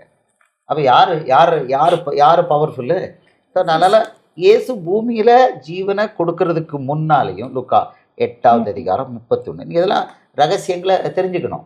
ஆமா ஆமா இங்கிலீஷ்ல they begged இருக்கு and they begged him that he would not command them to go out into the abyss. தங்களை பாதாளத்துக்கு போக கட்டளையிடாதபடி அவைகள் அவரை வேண்டிக் கொண்டன. இயேசு சிலுவையில ஜீவனை கொடுக்கறதுக்கு முன்னாலேயும் அவர்தான் தேவன், கொடுத்த பிறகும் அவர்தான் தேவன். சிலுவையில ஜீவனை இயேசு கொடுக்கறதுக்கு முன்னாலும் பேயோட பவர் வந்து லிமிட்டட் தான். சிலுவைக்கு பிறகு அவனோட பவர் கம்ப்ளீட்லி என்ன போயிடுச்சு. ஒரே ஒரு வழி மட்டும்தான், நம்ம சரண்டர் பண்ணி ஐயா சாத்தான் அவர்களே நான் பாவம் செய்கிறேன், நீர் என்ன செய்ய சொல்லிடுறோம் அவ்வளவு நான் செய்கிறேன் அப்படின்னு சொல்லும்போது வா மகனே வா மகளே அப்படின்னு சொல்லி அப்பவும் ஏசப்பா பெர்மிஷன் கொடுக்குறதா இல்லையா, அவர் தான் நான் விலையை கொடுத்துருக்காரு. இந்த சரண்டர் பாவத்தினால சரண்டர் பண்ணுற பிள்ளைகளுக்காகவும் இயேசு சிலுவையில் உயிரை கொடுத்துருக்காரு. அதனால் அங்கே போயிட்டு எனக்கு மேட்ரு இந்த ஆள் சரண்டர் ஆகிருக்கிறான் வச்சுக்கலாமா நான் வச்சுக்கலாமா அப்படின்னு அவன் கேட்பான். அப்போமாவது அவனால் அவர் 60 வயசில் ஒரு ஆள் சாகணும்னு ஏசப்பா உருவாக்கியிருக்கிறாரு. 60 வயசுக்கு முன்னால் சாகடிக்க முடியுமா? அப்போ முடியாது, அப்போ முடியாது. ஏன்னா ஒவ்வொருத்தருக்கும் என்ன கொடுத்துருக்காரு கடைசி நாள்னு ஒன்று வச்சிருக்கிறாரு. அந்த கடைசி நாள் வரைக்கும் அவனுக்கு சான்ஸ் கொடுக்குறாரு. தியாகி குடிச்ச ஆளுக்கும் சான்ஸ் கொடுக்குறாரு. கடைசி நாளில் அவனை நான் எழுப்புவேன். எத்தனை இடத்துல யோவான் 6வது அதிகாரத்தில் 4 இடத்துல கடைசி நாள் சொல்றாரு. ஆமா யோவான் 6, 39, 40 வரிசையா சொல்லியிருக்கிறார். ஆமா கடைசி நாள் அந்த கடைசி நாள் வரைக்கும் அவங்களுக்கு சான்ஸ் இருக்கு. அந்த கடைசி நாளுக்கு முன்னால பேயால ஒன்றும் பண்ண முடியாது, ஆமா ஆமா லாஸ்ட் எடுப்போம். யோவான் 6, 39 மக அந்த வசனத்தை கொடுத்தாங்க. அவர் எனக்கு தந்தவைகளில் ஒன்றையும் நான் எழுந்து போகாமல் கடைசி நாளில் அவைகளை எழுப்புவதே என்னை அனுப்பின பிதாவின் சித்தமாயிருக்கிறது. இப்போ கடைசி நாள் அப்படின்னு ஒன்று சொல்லி கொடுத்துருக்காரு. அந்த கடைசி நாளில் எழுப்புவேன். இந்த கடைசி நாள் என்னது? கடைசி நாள் வந்து நம்மளுடைய மரண நாள். ஆமாம் நம்மளுடைய மரண நாள். அப்போ இது வந்து 40 படிச்சுப்போம். குமாரனை கண்டு அவரிடத்தில் விசுவாசமாய் இருக்கிறவன் எவனோ அவன் நித்திய ஜீவனை அடைவதும் நான் அவனை கடைசி நாளில் எழுப்புவதும் என்னை அனுப்பினவருடைய சித்தமாயிருக்கிறது என்றார். இப்போ கொஞ்சம் கருகளை இன்னும் ரெண்டு வசனம் இருக்குது. இப்போ இது முக்கியமாக பார்த்துக்கோங்க. யோவான் 6:40 குமாரனை கண்டு அவரிடத்தில் விசுவாசமாய் இருக்கிறவன் எவனோ அவன் நித்திய ஜீவனை அடைவதும் நான் அவனை கடைசி நாளில் எழுப்புவதும் என்னை அனுப்பினவருடைய சித்தமாயிருக்கிறது என்றார். அப்போ நித்திய ஜீவன் எப்போ டிசைட் ஆகுதுன்னா ஒரு மனிதனுடைய மரண நாளில் டிசைட் ஆகுது. அந்த மரண நாளை ஃபிக்ஸ் பண்ணி தான் மனுஷனை பூமிக்கு அனுப்புறாரு. அந்த மரண நாள் வரைக்கும் மனுஷனுக்கு நித்திய ஜீவனை அடையிறதுக்கு சான்ஸ் கொடுக்குறாரு. என்ன டான்ஸ் அடிக்கலாம் என்ன பண்ணலாம், ஆனா அந்த மரண நாள் அந்த ஃபிக்ஸ் பண்ணியிருக்காரு பார்த்தீங்களா, அது வரைக்கும் அவனால் ஒன்றும் பண்ண முடியாது. 60 வயசு கொடுத்தாருன்னா 60 வயசுக்கு ஒன்றும் பண்ண முடியாது. அந்த லாஸ்ட் டே அதான் மரண நாள். அந்த மரண நாள் மரணம் ஆயிட்டு அப்படின்னா அங்கதான் டிசைட்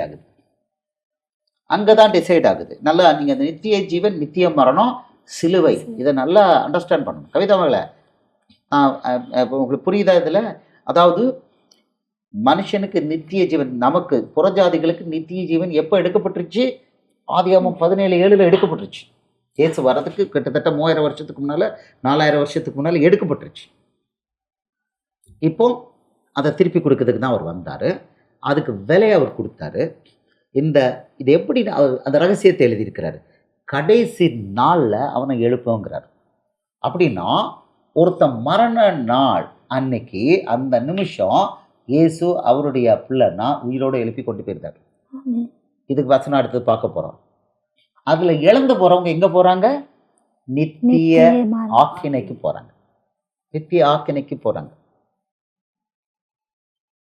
அப்போ இன்னொன்று கொடுத்துருக்காரு. கிருபை என்னன்னு தெரியுமா?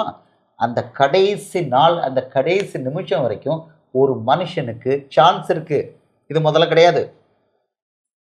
பேய் வந்து ஒழிஞ்ச முடியாது. பேய் என்ன வியாதி எல்லாம் கொடுத்துக்கிட்டே இருக்கலாம், அது ப்ரொலாங் ஆகிக்கிட்டே இருக்கும். அந்த டைம் வர்ற வரைக்கும் அது இருந்துக்கிட்டே இருக்கும். அதுக்கு இடையில ஏசப்பா என்ன மன்னிங்க, ஆஸ்பத்திரியில் போகிறோமே, ஏசப்பா என் பாவங்களை மன்னிங்கன்னு ஆளு சுவிட்ச் ஓவர் ஆயிடுதான், அந்த பக்கம் வந்துருதான், இந்த பக்கம் டிரான்ஸ்ஃபர் ஆகிடுதான், முடிஞ்சு போச்சு. அது வேறு நீங்களும் நானும் போய் என்ன பண்ணுறோம், உன்னை இயேசு நாமத்தில் பரலோக ராஜ்யத்துக்கு நான் முத்திரை போடுறேன். பவர் கொடுத்துருக்காரு, பவர் கொடுத்துருக்கிறாரு. லாஸ்ட் மினிட்ல அடுத்த நிமிஷம் செத்து போயிட்டுனான்னு வச்சுக்கோங்க, அவனுக்கு நெத்திச்சீவன், அவனுக்கு நெத்திச்சீவன். நம்ம ஞானஸ்தானம் எடுக்கணும்லாம் இல்லை, நெத்திச்சீவன் கொடுக்குறாரு. இதுதான் அந்த தீஃபோட இது.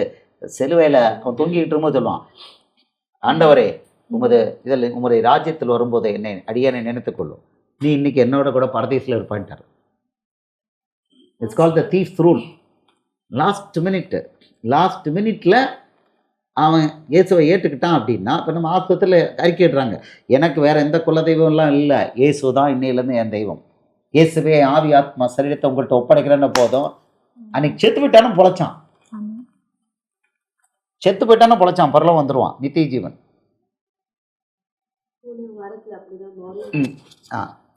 இருக்கு வரணும். ஸோ இது நம்ம ரெகுலராக பண்ணுறோம். இப்போ நீங்கள் புரிஞ்சுக்கோங்க, நித்திய ஜீவன் நித்திய மரணம் இந்த ரெண்டுக்குள்ளே அந்த அந்த இடைவெளியை பாருங்கள். இவர் என்ன கொடுக்குறாருன்னா லாஸ்ட் மினிட் வரைக்கும் சான்ஸ் கொடுக்குறாரு. அந்த லாஸ்ட் மினிட் வரைக்கும் அவனுக்கு கிடைக்கிற சான்ஸ், அந்த டைமை வந்து பேயால் ஒன்றும் பண்ண முடியாது, கட் ஷார்ட் பண்ண முடியாது, அவனால் கட் ஷார்ட் பண்ண முடியாது. அதை இழந்துட்டான், சிலுவையில் இழந்துட்டான். அதுதான் தலை நசுக்கப்பட்டது. அவன் கஸ்டடியிலே வச்சுக்கிட்டே இருப்பான். ஆமாம், அவன் கஸ்டடியிலே ஆளுகளை வச்சுக்கிட்டே இருப்பான். பாவம் செய்கிறவனும் பாவத்திற்கு அடிமை, கையை பிடிச்சி வச்சுக்கிட்டே இருப்பான். கொல்ல முடியுமா? அப்படி கொல்ல முடிஞ்சா எத்தனை பேர் அவ்வளோ பேரும் காலி பண்ணி தள்ளியிருப்பான். அவர் கிடையாது. அவனால் எல்லாரையும் கொல்ல முடிஞ்சா நம்ம இயேசுக்குள்ளே வந்திருக்க முடியுமா? அவர் போட்டு சீல் போட்டு இத்தனை வருஷம் உனக்கு நல்லா வேலை பார்த்தா சீலை எக்ஸ்டெண்ட் பண்ணிடுவார். நல்லா வேலை பார்த்தா ஓகே, 60 வயசா இன்னும் எக்ஸ்டெண்ட், 80 வயசு, 80லேயும் இருந்தாலும் நல்ல வேலை, 90, இன்னும் வேலை பார்த்துட்டியா, 100 போ, 100. அது போல யா நான் வந்துருந்தேயா, போதுங்கயா, எனக்கு எசைக்க மாதிரி எக்ஸ்டென்ஷன்லாம் வேண்டாயா, நான் வந்துருந்தேயா, சரி வா, கம் 100, ஓகே கம் அப்படின்ட்டுருவார். யார் கையில் இருக்கு ஜீவனை கொடுக்குறது? யார் கையில் இருக்கு? அவர் கையில் தான் இருக்கு. கையில் ஒன்றும் பண்ண முடியாது. அதே மாதிரி பாவிக்கும் டைம் கொடுக்குறாரு.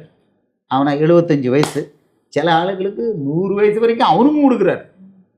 சான்ஸ் லாங்காக கொடுக்குறாரு. ஏன் கொடுக்குறாரு? அதெல்லாம் அவருடைய ரைட்டு. கொடுக்குறாரு. கொடுத்துட்டு அந்த லாஸ்ட்டு 1 மினிட்லேயே அதை வந்துரு. அவர் வந்து நிறைய வேலை பார்த்து தான் பரலோகம் இல்லை, நீ என்ன ஏற்றுக்கிட்டேன்னா போதும். இல்லை ஏன்னா இப்போ லூக்கா யோவான் 6வது அதிகாரம் இதே 40, 47, 40 நம்ம பார்த்துக்கிட்டு இருக்கோம்.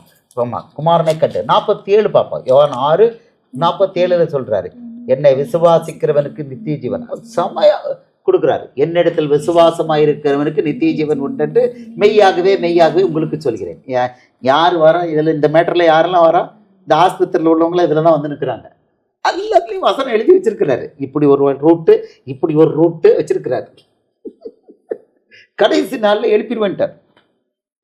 கடைசி நாளுங்கிறது மரண நாள். இதை லூக்கா 16 பார்க்க போகிறோம், மரண நாள். இப்போது நான் வந்து அந்த நித்திய ஜீவன் எப்படி நமக்கு கிடைச்சது அப்படிங்கிறது, அது எவ்வளோ ப்ரெஷியஸ் அப்படின்னா என்ன, மகா கெட்டது நித்திய ஜீவன்னா என்ன, what is ever lasting life? Very simple question. சில சமயம் ரொம்ப சிம்பிள் கொஸ்டின் தான் டெப்த்தை கொண்டு வருது. இவ்வளோ நாளும் வெறும் இந்த மகா நித்திய ஜீவன் மெசேஜ் எடுத்திருக்காங்க. அந்த மகா இவ்வளோ நேரம் மெசேஜை கேட்டுட்டு எனக்கு ஒன்று சொல்லிட்டாங்க, நித்திய ஜீவன்னா என்ன.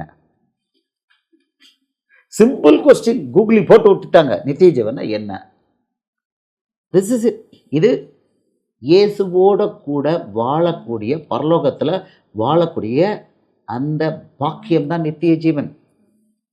அந்த பாக்கியம்தான் நித்திய ஜீவன். ஆமாம். இப்போ இதை கொடுக்கறதுக்கு தான் அவர் வந்தார், பூமிக்கு வந்து பாவத்துக்காக. பாவம் தான் நித்திய ஜீவனை நம்மக்கிட்ட கிடைக்க விடாதபடி தடுக்குது. பாவம் தான் மனுஷனுக்கு தேவனுக்கு இடையில என்ன போடுது? யோவான் 8:34 படி, பாவம் செய்கிறவனும் பாவத்திற்கு அடிமையாக இருக்கிறார். பாவம் செய்யும்போது ஒருத்தன் என்ன ஆறான்? பேய்க்கு அடிமையாயிடுதான். அதுலேருந்து மீட்கிறதுக்கு தான் அவர் வந்திருக்கிறார், விலை கொடுத்துருக்காரு. தன் சொந்த உயிரே, சொந்த ரத்தம் சிந்தி சொந்த உயிரை கொடுத்து விலை கொடுத்துருக்காரு. பிள்ளைகளுக்காக கொடுத்துட்டு இப்போ வாங்க அப்படிங்கிறார். உனக்காக நான் உயிரை கொடுத்துருக்கேன், எனக்காக. அவர் சொல்றாரு, இது உங்களுக்காக சிந்தப்படுகிற புதிய உடன்படிக்கையாகிய ரத்தமாக இருக்கிறது. லூக்கா 22, ஒவ்வொரு தடவையும் நம்ம பார்க்குறோம். லூக்கா 22, 19, 20, இதில் 20, லூக்கா 22, 20 அவர் சொல்றாரு, போஜனம் பண்ணின பின்பு அவர் அந்தப்படியே பாத்திரத்தையும் கொடுத்து, இந்த பாத்திரம் உங்களுக்காக சிந்தப்படுகிற என்னுடைய இரத்தத்தினாலாகிய புதிய உடன்படிக்கையாக இருக்கிறது. அதாவது என் ரத்த, this cup is the new covenant in my blood. என் ரத்தத்தினாலாகிய புதிய உடன்படிக்கை. ரத்தம் என்னது? உயிர். ரத்தம் தான் உயிர். என் உயிரை உங்களுக்கு கொடுக்குறேன், உன் பாவத்துக்காக நான் கொடுக்குறேன். நீ என்ன பண்ணு, என்னை ஏற்றுக்கோ, நான் உனக்கு பரலோகம் தரேன். யோவான் 12வது அதிகாரம் 46 அவர் சொல்கிறாரு, நான் பூமியை நியாயந்திருக்க வரல, ரட்சிக்க வந்து மகளும் சொன்னாங்க. யோவான் 12வது அதிகாரம் 46 பார்த்தோம்னா அவர் சொல்கிறாரு, நான் பூமிக்கு உலகத்துக்கு வெளிச்சமாக வந்தேன். என்னிடத்தில் விசுவாசமாக இருக்கிறவனும் இருளில் இராதபடி நான் உலகத்தில் ஒளியாக வந்தேன் அப்படின்ட்டார். ஒளியாக வந்தேன்னு சொல்லிட்டு அடுத்த வசனத்தில் சொல்கிறாரு, ஒருவன் என் வார்த்தைகளை கேட்டும் விசுவாசியாமற் போனால் அவனை நான் நியாயந்திருப்பதில்லை. நான் உலகத்தை நியாயந்திருக்க வராமல் உலகத்தை ரட்சிக்க வந்தேன். நியாயந்திருக்க மாட்டேன். எது வரைக்கும் நியாயந்திருக்க மாட்டாரு? கடைசி நாள் வரைக்கும் நியாயந்திருக்க மாட்டாரு. அடுத்த வசனத்தில் சொல்கிறாரு, அடுத்த சீக்கிரட்டை போட்டு வர்ற, கடைசி நாள் வரைக்கும் நான் நியாயந்திருக்க மாட்டேன்.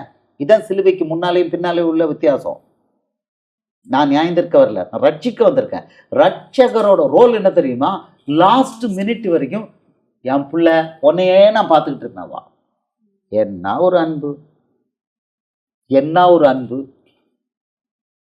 நீ 90 வயசு 100 வயசு வரந்தாலும் 100 வயசு வரைக்கும் நான் உன்னையே பார்த்துக்கிட்டு இருக்கேன். வந்துரு, அந்த ஒரு நிமிஷம் இயேசுவே உண்மை ஏற்றுக்கிறேன், என் பாவங்களை மன்னிங்க, நீர் தான் என் தேவன், வேற எதுவும் கிடையாது, வந்துடுறேன் ஏசப்பா. அப்படி இந்த ஒரு சென்டென்ஸுக்காக, இந்த ஒரு நிமிஷம் வார்த்தைக்காக அவர் எத்தனை வருஷம், சில சமயம் 100 வருஷம், ஒரு ஆளோட 100 வருஷம் வெயிட் பண்ணுறாரு. அவன் சொல்லிட்டான்னா, இது என் பிள்ளை, தூக்கிடு, நித்திய ஜீவன். ஆமாம், அடுத்த வசனம் சொல்கிறாரு, என்னை தள்ளி என் வார்த்தைகளை ஏற்றுக்கொள்ளாதவனை நியாயம் தீர்க்கிறது ஒன்று இருக்கிறது. நான் சொன்ன வசனமே அவனை கடைசி நாளில் நியாயம் தீர்க்கும். அப்போ நியாய தீர்ப்பு எப்போ வருது? மரண நாள். கடைசி நாளில் நியாய தீர்ப்பு வருது. மரண நாள் நியாய தீர்ப்பு என்னன்னு லூக்கா 16 ஒரு ஊமையில காமிச்சிட்டார். லாசருங்கிற ஒரு தரித்திரன், ஒரு ஐஸ்வர்யவான், 2 பேரும் மறிக்கிறாங்க. இதுல நித்திய ஜீவன் நித்திய மரணத்தை பத்தி காமிக்கிறாரு. லூக்கா 16வது அதிகாரம் 19வது வசனம். லூக்கா 16:19 குயிக்கா நம்ம பார்ப்போம். இந்த நித்திய ஜீவன் நித்திய மரணத்தை பத்தி தெரியணும்னா இதை பத்தி புரிஞ்சுக்கணும். இதை வந்து அவர் காமிச்சிருக்கிறார் எல்லாத்தையும். ஓமை, ஐஸ்வர்யமுள்ள ஒரு மனுஷன் இருந்தான். அவன் ரத்தாம்பரமும் விலையேறப்பட்ட வஸ்திரமும் தரித்து அனுதினமும் சம்பரமாய் வாழ்ந்து கொண்டிருந்தான். லாசரு என்னும் பெயர் கொண்ட ஒரு தரித்திரனும் இருந்தான். அவன் பருக்கள் நிறைந்தவனாய் அந்த ஐஸ்வர்யமானுடைய வாசல் அருகே கிடந்து அவனுடைய மேஜையிலிருந்து விழும் துணிக்கைகளாலே தன் பசியை ஆற்ற ஆசையாய் இருந்தான். நாய்கள் வந்து அவன் பருக்களை நக்கிற்று. பின்பு அந்த தரித்திரன் மரித்து தேவதூதராலே ஆபிரகாமுடைய மடியிலே கொண்டு போய் விடப்பட்டான். யாரால? தேவதூதரால. பரலோகத்துக்கு போகிறவங்களை போல தேவதூதரெல்லாம் கொண்டு போறாங்க. ஆமா, ஐஸ்வர்யமானும் மரித்து அடக்கம் பண்ணப்பட்டான். யார் கூட்டிட்டு போனான்னு இல்லை. ஆனா அடுத்த வசனம் தெரியுது, பாதாளத்திலே அவன் வேதனைப்படுகிற போது, அவன் மரித்த போது எங்க இருந்தான்? தேவதூதரில் கொண்டு எங்க போய் ஆபிரகாம் மடியில் கொண்டு போய் விடப்பட்டான். இவன் மரிச்சவன் எங்க இருக்கிறான்? பாதாளத்துல வேதனைப்படுறான். இப்போ எங்க இருக்கு? கடைசி நாள்னு என்னன்னு புரியுதா?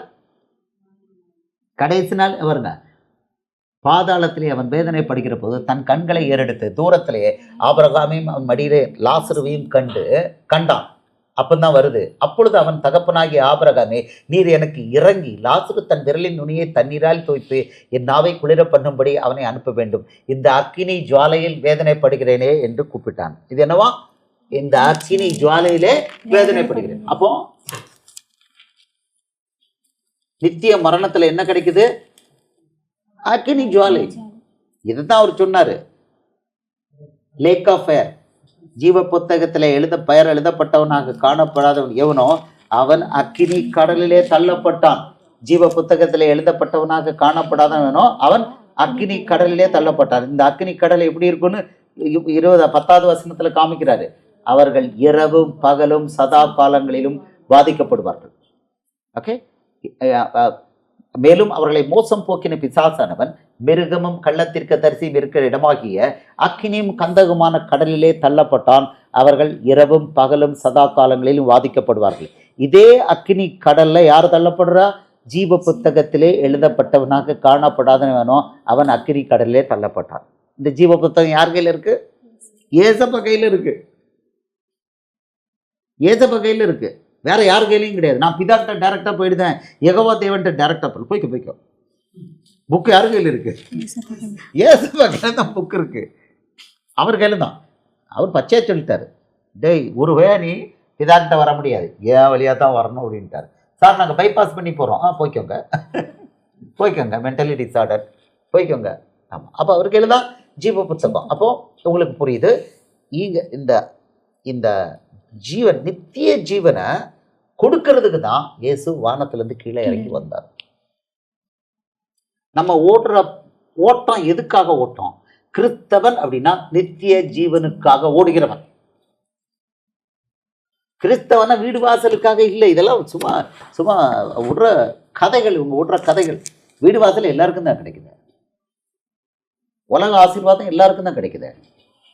அதான் யோவான் 6வது அதிகாரம் 28 மகளை வச்சு முதலே போட்டு கொடுத்தாரு. அந்த மகளுக்கு அந்த வசனத்தை வச்சு ஆவியானவர் கிளீனாக கொடுத்தாரு. ஆமாம், இது வந்து அழிந்து போகிற போஜனத்துக்காக அல்ல, நித்திய ஜீவன் வரைக்கும் உள்ள போஜனத்துக்காக கிரியை நடப்பீங்க பாருங்க. ஆவா, யோவான் மத்தேயில போய் நிற்கிறேன். யோவான் 6வது அதிகாரம், யோவான் 6, ஜான் 6:28. ஆமாம், அது சொல்லியிருக்காரு நித்திய ஜீவன் என்ன 28 எதுவா 27, யோவான் 6:27. யோவான் 6:27 அழிந்து போகிற போஜனத்திற்காக அல்ல, நித்திய ஜீவன் வரைக்கும் நிலை நிற்கிற போஜனத்திற்காகவே கிரியை நடப்பீங்கள். அதை மனுஷகுமாரன் உங்களுக்கு கொடுப்பார். அவரை பிதாவாகிய தேவன் முத்திரையிட்டார். மனுஷகுமாரன் தான் கொடுக்குறார், இயேசு தான். அழிந்து போகிற போஜனத்திற்காக அல்ல, நித்திய ஜீவன் வரைக்கும் நிலை நிற்கிற போஜனம் அதுக்காக கிரியை நடப்பீங்க. நித்திய ஜீவனை யார் கொடுக்குறா? இயேசு கொடுக்குறார். அப்போ அழிந்து போகிற போஜனத்துக்காக கிறிஸ்தவத்தை தேடுறவன் சொல்றாரு இம்மைக்காக. இம்மைக்காக அவரை தேடுறவங்க பரிதபிக்கப்படத்தக்கவர்கள்னு பவுல் சொல்றான். இம்மைக்காக இயேசுவை தேடுறவங்க பரிதபிக்கப்படத்தக்கவர்கள் அப்படிங்கிறான். ஆமாம், ரோமர் 8 வருது அந்த வசனம், நான் எடுத்து தரேன். அப்போது நம்ம உலக ஆசீர்வாதத்துக்காக இயேசுவை தேடுறது சம முட்டாள்தனம். ஆமாம், நித்திய ஜீவன் தான் நமக்கு கொடுக்கப்பட்டது. ஆமாம், வசனம் அதை உங்களுக்கு தந்துடுதேன். ஆமாம், இம்மைக்காக 1 கொரிந்தியர் 15:19. 1 கொரிந்தியர் 15:19 பவுலை வச்சு தெளிவாக சொல்லியிருக்காரு. நம்ம இந்த பூமியில் 1 கொரிந்தியர் 15:19 அவன் பச்சையாவே எழுதியிருக்கான், கொடுத்துருக்கான். ஆமாம், இம்மைக்காக மாத்திரம் நாம் கிறிஸ்துவின் மேல் நம்பிக்கை உள்ளவர்களாக இருந்தால் எல்லா மனுஷரை பார்க்கிலும் பரிதபிக்கப்படத்தக்கவர்களாக இருப்போம். பிட்டியபிள்னு சொல்லியிருக்கான். மோஸ்ட் பிட்டியபிள்னு அந்த வார்த்தை இங்கிலீஷில் இருக்குது. உலக ஆசீர்வாதத்துக்காக இயேசுவை தேடுறது மகா முட்டாள்தனம் அப்படின்னு சொல்லியிருக்கிறான். மகா முட்டாள்தனங்கிறான். உலக ஆசீர்வாதம் இந்த ஃபஸ்ட்டு ஸ்டார்டிங் வசனம் என்னது? 10:6-33 வச்சு தான் மகா ஸ்டார்ட் பண்ணாங்க. ஆமாம், முதலாவது தேவனுடைய ராஜ்யத்தையும் அவருடைய நீதியையும் தேடுங்கள், அப்பொழுது இவைகள் எல்லாம் உலக ஆசீர்வாதம் மத்தேயு 6:24 சொல்றாரு. இவைகள் எல்லாம் உங்களுக்கு எப்படி கிடைக்குமா? கூட கொடுக்கப்படும். ஓசிக்கு வீடு வாசல் உடை எதுனா ஓசிக்கு கொடுக்கப்படும். அவர் கொடுத்துருக்க வசனம் அதுதான். ஓசிக்கு எப்படி ஓசிக்கு கொடுப்பாரு? அது அவர் ஜோலி. அவர் சொல்லியிருக்காரு, நீ கஷ்டப்பட்டு உனக்கு கொடுக்கப்படும் சொல்லலை. இதை பார்த்துக்கோ. இது தன்னால நாய்க்குட்டி போல வீடு வாசல் எது வேணுமோ அது உனக்கு. இந்த வாங்கினீங்களா, இது காய்கறிலாம் வாங்கினா கொசுறு கொடுப்பாங்க தெரியுமா? கொத்தமல்லி, அந்த மாதிரி உனக்கு கொசுறு என்ன கிடைக்கும்? வீடு வாசல், பொண்ணு மாப்பிள்ளை குழந்தை எது வேணுமோ அவ்வளோ என்ன கிடைக்கும்? கூட கொடுக்கணும். வச்சுக்கோ, இந்த கொசுறு வச்சுக்கோ. இவன் தேடுறது என்ன தேடலாம்? கொசுருவை தேடினான். எதை தேடுறான்? எனக்கு கார் வேணும், வீடு வேணும் சொல்கிறான். நீ எதை இழக்கிற? பரலோக ராஜ்யத்தை இழக்கிற. ஓகே, பவுல் வச்சு பச்சையாக போட்டு சொல்லிட்டார். இம்மைக்காக மாத்திரம் நீங்கள் கிறிஸ்துவை தேடுகிறவர் என்றால் உங்களைப் போல பரிதபிக்கப்படத்தக்கவன் யாரும் இல்லை. இது பிள்ளைகள் வந்து சீஷர்கள் தெளிவாக இருக்கணும். இம்மைக்காக மாத்திரம் நாம் கிறிஸ்துவின் மேல் நம்பிக்கை உள்ளவர்களாக இருந்தால் எல்லா மனுஷரை பார்க்கிலும் பரிதபிக்கப்படத்தக்கவர்களாக இருப்போம். ஏன்னா நித்திய ஜீவன் இம்மைக்கானது, அந்த ஆசீர்வாதம் இல்லை. இதைத்தான் யோவான் 6:27 இயேசு சொல்லியிருக்காரு, பச்சையாக சொல்லியிருக்காரு. எப்பா, நீங்கள் வந்து அழிந்து போகிற போஜனத்துக்காக அல்ல, நித்திய ஜீவன் வரைக்கும் நிலை நிற்கிற போஜனத்திற்காகவே கிரியை நடப்பீங்கள். கிளீனாக சொல்லிட்டார். இப்போ இங்கே சீஷர்களுக்கு தெளிவாக சொல்லிக் கொடுக்குறோம். பூமிக்குள்ளதை தேடி ஓடாதீங்க, அது வரும், அது மட்டும். அது வேண்டாம், ஆசைப்படாதீங்கலாம் அவர் சொல்லலை. ஆசைப்படாதீங்கலாம் சொல்லலை. கேளுங்கள் அப்பொழுது உங்களுக்கு கொடுக்கப்படும் சொல்லியிருக்காரு. அப்படின்னு ஆசைப்படுறது மத்தேயு 7:7 அதெல்லாம் அவர் பிள்ளைகள்கிட்ட அப்பா கிட்ட பிள்ளைகள் வந்து கேட்கலாம். மத்தேயு 7:7 அவர் அதெல்லாம் கேட்டால் கொடுக்குறேன் அப்படிங்கிறார். கேட்கிற எவனும் பெற்றுக்கொள்கிறான். இதெல்லாம் அவருடைய சூப்பரான வசனங்கள். கேளுங்கள் அப்பொழுது உங்களுக்கு கொடுக்கப்படும், தேடுங்கள் அப்பொழுது கண்டடைவீர்கள், தட்டுங்கள் அப்பொழுது உங்களுக்கு திறக்கப்படும் சொல்லிட்டு, ஏனென்றால் கேட்கிறவன் எவனும் பெற்றுக்கொள்கிறான், கேட்கிறவன் எவனும் பெற்றுக்கொள்கிறான், தேடுகிறவன் கண்டடைகிறான், தட்டுகிறவனுக்கு திறக்கப்படும். கொடுத்துருக்காரு. உங்களை ஆசையே பட வேண்டான்னா கேளுங்கன்னு சொல்லுவார். கேளுங்கன்னு சொல்ல போகிறேன். கேட்கலாம் அப்பா கிட்ட பிள்ளை கேட்கலாம். அதுக்கு முன்னாடி என்ன சொல்லியிருக்காரு? முதலாவது தேவனுடைய ராஜ்யத்தையும் அவருடைய நீதியும் தேடுங்கள். அப்போ கேளுங்க. உங்களுக்கு கேட்கறதும் உண்டு, கேட்காததும் உண்டு, கேட்பதும் கேட்காததும் உண்டு. அவர் சொல்லிட்டார், இவைகளெல்லாம் அஞ்ஞானிகள் நாடி தேடுகிறார்கள். அறிவு கெட்ட நமக்கு பேர் பழைய ஏற்பாட்டில் அஞ்ஞானிகள், பழைய உடன்படிக்கையில் அஞ்ஞானிகள். இவைகளெல்லாம் நம்மளை போல அஞ்ஞானிகள் தேடுகிறார்கள் அப்படின்னு சொல்லிட்டு, இதெல்லாம் நீங்கள் தேடாதீங்க, முதலாவது தேவனுடைய ராஜ்யத்தை தேடுங்க. தேவனுடைய ராஜ்யம்னா மத்தியன் மார்க் லூக்கா யோவான்ல இயேசு சொன்ன வசனம், இயேசு வாய் திறந்து சொன்ன வசனத்துக்கு கீழ்ப்படியணும். அதில் தான் நித்திய ஜீவன் இருக்குது. ஓகே, ஸோ இப்போ நீங்கள் பார்க்குறீங்க நித்திய ஜீவன் எப்போ, நித்திய மரணம் நித்திய ஜீவன் எப்போ டிசைட் ஆகுதுன்னா கடைசி நாளில், மரண நாளில் டிசைட் ஆகுது. மரண நாளில் டிசைட் ஆகுது. அப்போ அதுக்கு இடையில அந்த டிஸ்டர்ப் பண்ண முடியுமா பேய்? அப்படின்னா பேய் டிஸ்டர்ப் பண்ணுவான். பண்ணிக்கிட்டு அவன் வேலை அதுதான். அவனுக்கு வெறும் வஞ்சிக்கிறவன். அவனுக்கு கொடுத்துருக்காரு ஒரு பவர் கொடுத்துருக்காரு. நல்ல மார்க்கெட்டிங் டாக் பண்ணு, எல்லா வேலையும் பண்ணு அப்படின்னு கொடுத்துருக்காரு. ஆனால் என்ன பண்ண முடியாது? கையை பிடிச்சி இழுத்து இந்த கனியை நீ சாப்பிடு அது சொல்ல முடியாது. அது நல்லா இருக்கு பாரு, ஏவாளே ஏவாளே, அந்த கனி புசிக்கிறதுக்கு எல்லாம் ஏற்றது, இச்சிக்கத்தக்கது, ரொம்ப பியூட்டிஃபுல்லாக இருக்கு, அது கண்ணை திறந்துரும், காதை திறந்துரும், நீ வந்து இப்படி ஆயிடலாம் அப்படி ஆயிடலாம். மார்க்கெட்டிங் டாக் அதுக்கு அலோவ் பண்ணுறாங்க. காதை ஓப்பன் பண்ணி கொடுத்தோன்னா எல்லாம் வரும். உன்னை யார் கேட்க சொன்னது?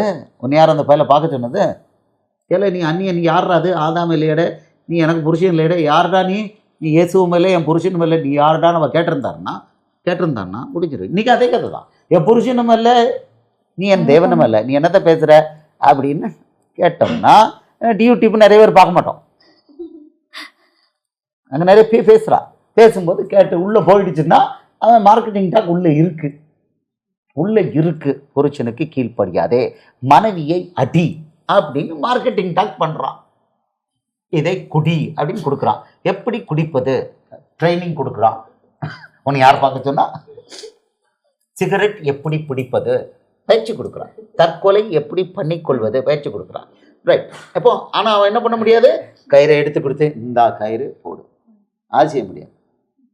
கயிறை எடுத்து போட்டால் நலமாக இருக்கும், அது இன்னெல்லாம் கிடைக்கும், எல்லா பொய்களும் சொல்லுவான். அவனுக்கு அந்த ரைட்டை கொடுத்துருக்குறாரு. அவனை ஸ்டாப் பண்ணல. அவன் தலையை தான் நசுக்கி இருக்கிறத தவிர அவன் வாயை கட்டி போடல. அவனுக்கு பேர் என்ன? பொய்யனும் பொய்க்கு பிதா.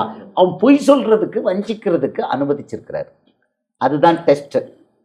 அந்த டெஸ்ட்ல பாஸ் பண்றவனுக்கு நித்திய ஜீவன். அந்த நித்திய ஜீவனை என்ன பண்ணக்கூடாது? இழந்து போகக்கூடாது. பாவம் செஞ்சு தலைக்குப்புற போனால் நித்திய ஜீவன் இழந்து போகும். அதை விடக்கூடாது. ஸோ இப்போ உங்களுக்கு நித்திய ஜீவன் அப்படின்னா உங்களுக்கு நீங்கள் பார்த்துட்டீங்க, தேவனோடு கூட இருக்கலாம். ரெஸ்டோரேஷன், ஆதாம் ஏவாள்கிட்ட அவர் கூடவே இருந்தார். அதை ரெஸ்டோர் பண்ணி கொண்டு போகிறார். இதில் அவருக்காக ஊழியம் பண்ணால் ஒரு ப்ரிவிலேஜ் கொடுக்குறாரு.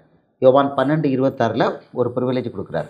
அவருக்காக ஊழியம் பண்ணான், அப்படியே அவர் சொன்னபடி பண்ணினான். ஆமாம், அப்போ இது வந்து ப்ரிவிலேஜ், இது ரிட்டன், இட் இஸ் ரிட்டன் அது சொல்கிறார்.